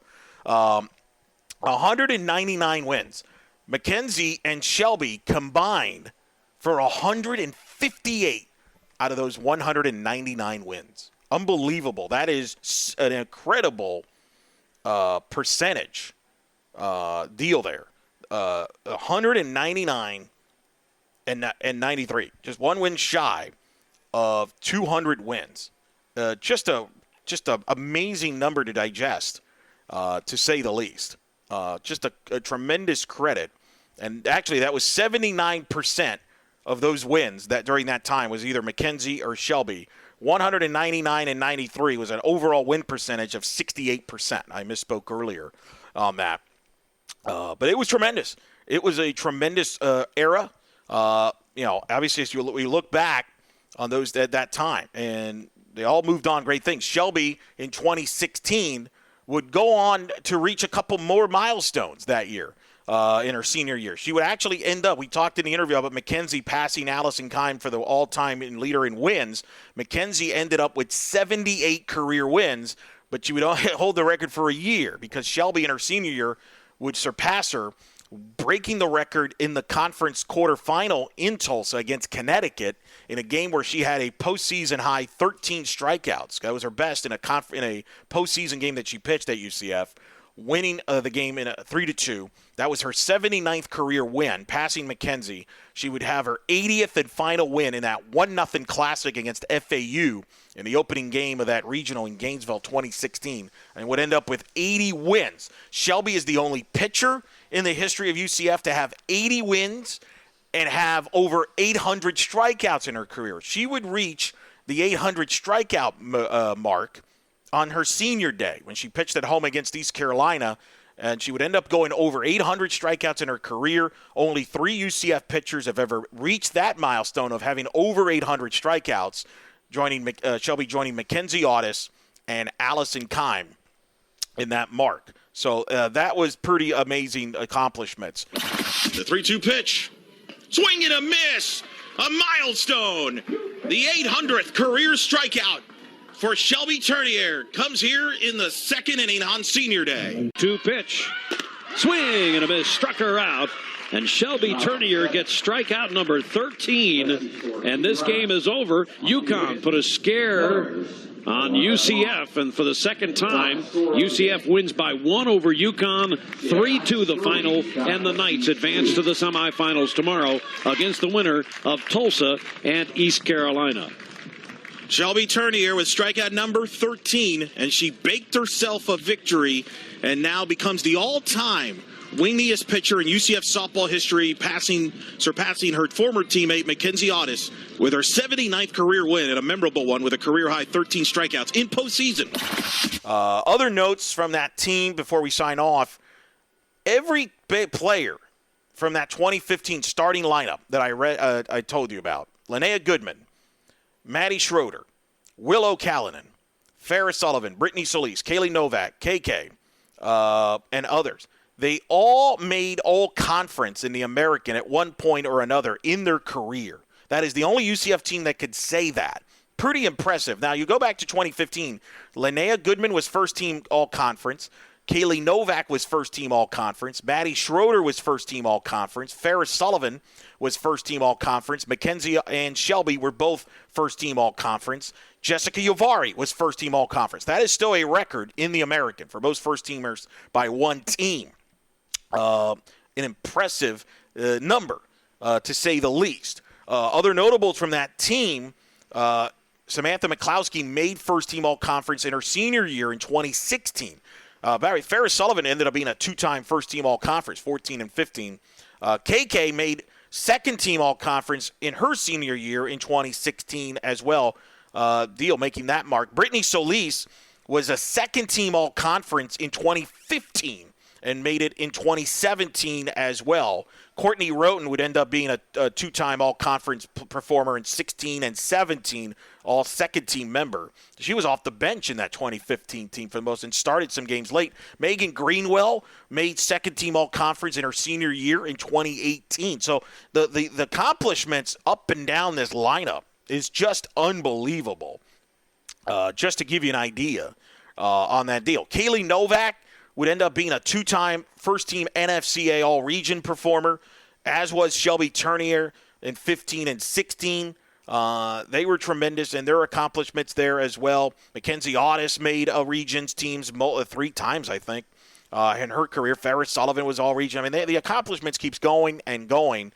That just kind of stands out. And, Shelby, in 2015 was an NFCA National Pitcher of the Week 3 times that year, February 17th, March 31st, and April 7th, as we talked about the year that she would have as well. Coach Gillespie, Barrow, and Coach Patterson and Conrad would end up being the coaching staff of the year in the American, and I believe they were the all-region, the South Region coaching staff of the year, if I remember correctly. But incredible accomplishments for them. Part of this, a tremendous ball club and historical year for UCF. So that was kind of some of the stories of 2015. Just a memorable time. And, as I kind of leave you, Kahley Novak, that year during the season was drafted in the NPF by the Dallas Charge at the time, and they ended up being the Texas Charge. G was at the time played 2 seasons with the Charge. She was selected 16th overall in the 2015 NPF draft. That was the record at the time at UCF for any UCF player to have been drafted in the NPF. And she would join Stephanie Best and Allison Kime, who both played in the NPF. Allison was a free agent. Steph was drafted, but later, if I recall, in 2005. So that was the record until the following year when Shelby would go 11th in the draft in the 2016 NPF draft by the Chicago Bandits. And Shelby would go on as a rookie to lead the Chicago Bandits to an NPF championship as they knocked off the Scrapyard Dogs in the semifinals of the NPF Championship Series, where Shelby outpitched legendary pitcher Monica Abbott. And then in the championship series, they beat the USSSA Pride 2-1. Shelby closed the game out. She was used as a closer, and she shut down the door, got the final out to win the NPF championship. Shelby joining Stephanie Best and Allison Kime as UCF players to have won NPF championships. Stephanie Best won it in 2007 with the Washington Glory. joining Monica Abbott, and then Allison Kime won it in 2009 in her final year in the NPF with the Rockford Thunder with her legendary teammate, 1-2 punch, Kat Osterman. And so Shelby would go on to play in the NPF up until 2018, her final year in the NPF. She was all NPF performer, her best year and down. And as you heard in the interview now, doing obviously doing lessons and running her own company up in the Rosemont area there. Mackenzie obviously retired after the 2015 season. And I remember speaking to Aaron Moore, who was the GM of the Chicago Bandits. He was prepared to draft Mackenzie in the 2015 draft. Had Mackenzie been interested in playing professionally, Mackenzie, though, had declined and made sure to let them know so they didn't waste the pick. So that was kind of a little inside story there. Samantha McCloskey got a cup of coffee, played in the NPF with the Bandits. I mentioned Novak. She played multiple seasons with the Charge. She would then come back to UCF, eventually be a volunteer coach, and she's been helping out in the community since, been helping out with Stephanie Best and her company at Pro Swings. But a legendary career. You look at Hall of Fame credentials, Kahley Novak, Shelby, Mackenzie, Farrah Sullivan, I think even Jessica Uvari all make strong cases to be in the UCF Athletics Hall of Fame at some point in their careers, without question. Without question, should be able to do that at some point. So that's some of the stories of the 2015 team. Obviously, the coaching staff, Jeff Conrad, as I mentioned, was a volunteer. He would end up getting hired at UNF to be an assistant. He actually coached with Shelby for a couple seasons. Shelby coached at UNF for a couple seasons as the pitching coach while she was playing in the NPF as well. And then, obviously, Hillary moved on to be an assistant at FIU and is currently the head coach at Quinnipiac. And then Coach Gillespie moved on, as we know, after the 2018 season to be going back home to be the head coach at Iowa. And so Tiff Jordan's the last one standing. She's still a part of the staff. Me and her and Dean Smith, who runs the board in the press box. We're the only survivors left from that time, to say the least. But pretty amazing team, pretty amazing year, a year that's lasting memory. There's been a lot of fans that became fans of the program that year that still come to games to this date. And it's just pretty remarkable. So just a magical time. And a year that was certainly the greatest UCF softball team to date, without question. Set numerous records and will not be forgotten anytime soon. And we'll just kind of leave you with some final career stats as we sign off here. And Mackenzie and Shelby. Shelby's the all-time leader in wins still, 80 wins to date. Mackenzie's second with 78. Aaliyah White, 77. Third currently on the list. We'll see how that continues on that. Mackenzie Audas, 29 shutouts in her career. That's second most. Allison Kime has the record with 34. Shelby had 23 shutouts. Mackenzie Audas is the strikeout queen. She had 975 strikeouts. I mentioned the 800 strikeout club.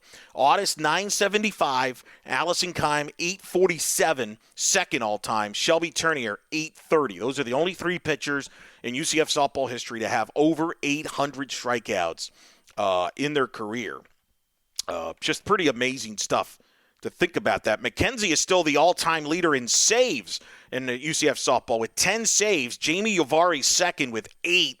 And Aaliyah White also in the mix there. I think she had 7 going into 2020 season there. So that was kind of the marks, some of the offense pitching milestones. And then offensively, Linnea Goodman, very underrated. Third all-time in batting average, 323. Stephanie Best is the record holder at 384. Denali Schoppacher, who's currently on the UCF team, second, 333 on the team. Other notables from that ball club, Kahley Novak, 312 in her career, 9th all-time. Jessica Uvari, 10th at 308 batting average, top 10 in batting average in UCF softball history.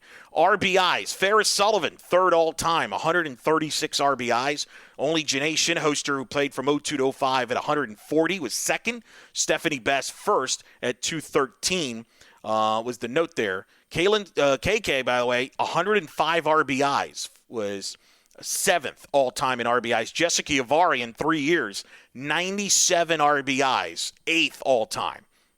In RBIs, all-time going in there. Kahley Novak, as I mentioned, the stolen base queen, 125 stolen bases. Natalie Land second with 102. Megan Greenwell, who was a freshman in the 15 team, would end up finishing 5th all-time after her career was done, 60 stolen bases. Linnea Goodman is 9th all-time with 44 total bases. Runs scored of note, Kahley Novak, 6 all-time with 128 runs scored. Stephanie Best holds that record at 216. Linnea Goodman, 118 runs right behind her. Think about that. Novak, Goodman, top of the order in 2015. Their careers, 2 legendary careers, Novak and Goodman. Novak 128, Goodman 118, 6th and 7th, respectively, in runs scored all time in UCF softball history. Jessica Yavari, 2nd all-time in slugging percentage, 523 for her career. Only Stephanie Best at 756. That's insane. In the slugging percentage is the record holder there. Ferris Sullivan, 6th all-time in slugging percentage, 472. Samantha McCloskey, of course, 7th all-time in slugging percentage at 463. There. Total bases of note, Ferris Sullivan, 300 total bases, tied for 4th all-time. Brianne Javier, 3rd at 305. Janae Shinhoster, 443. And then Stephanie Best at 562 is the all-time leader. Linnea Goodman, 285 total bases, all-time, 7th best in program history. Just some of the notes there. Base hits, Linnea Goodman, 4th all-time, 241. Stephanie Best holds the record at 285. Kahley Novak right behind her, 217 hits, 5th all-time in UCF softball history. Then Ferris Sullivan, 193, 10th all-time in base hits in her career. So just gives you an idea of a perspective. Great players that get on base. Jessica Yavari, 4th all-time in on-base percentage, 401. Ferris Sullivan, 392 on base in her career, 7th. Samantha McCloskey and Linnea at 385 is 9th. Linnea Goodman, 377th, 10th all-time in on-base percentage in her career. Just give you some of those are some stats. Just to give you an idea how good these players in this roster was. Just insane to think about it. I mentioned Shelby and Mackenzie's ERA record. That's in that year. Jamie Yavari, by the way, set the career season saves record in 2016 with 5. That's the record there in a single season. Other season records of note, though, involving players from the 2015 team. As I quickly look here, I kind of went through most of the offensive career numbers and some of the pitching ERA numbers. Was just tremendous. Just unbelievable. It goes on and on. I mean, we could go hours breaking down all these numbers and just kind of, and that doesn't really tell you the whole story of really that team and how unbelievable they were and how talented they were that year. And it's a credit to Mackenzie and Shelby because they kind of set the tone in the circle, getting along, working well as a complement, and really set the tone for everybody else on that team. And it's something that certainly will not be forgotten or taken for granted, anybody that follows the program anytime soon. So it was a special time to be the Knight fan at that point and really set the stage for the future Knights in the American Conference. And pretty amazing. So that'll do it for this special edition of UCF Rewind, the Black and Gold Banneret podcast. Again, thanks again to Shelby Turnier and Mackenzie Audas for joining us, Shake and Bake Combo, for joining us on this special edition. We hope you enjoyed this celebration, 5-year anniversary celebration of UCF 2015 season, the American Conference regular season champions, tournament champions, the only UCF softball team to do that, win both the regular season and the tournament title, and finish ranked 16th in the country.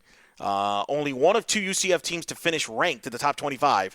The 2020 Knights ended up ranked in the top 25 even in their season as well. So just one of many firsts was set by the 2015 team that will set the standard for future Knights teams looking forward. Keep it here, UCF_Banneret for all the latest in UCF. We will have more great episodes of UCF Rewind coming up. More softball episodes as we'll celebrate softball here in the month of May with Mayhem.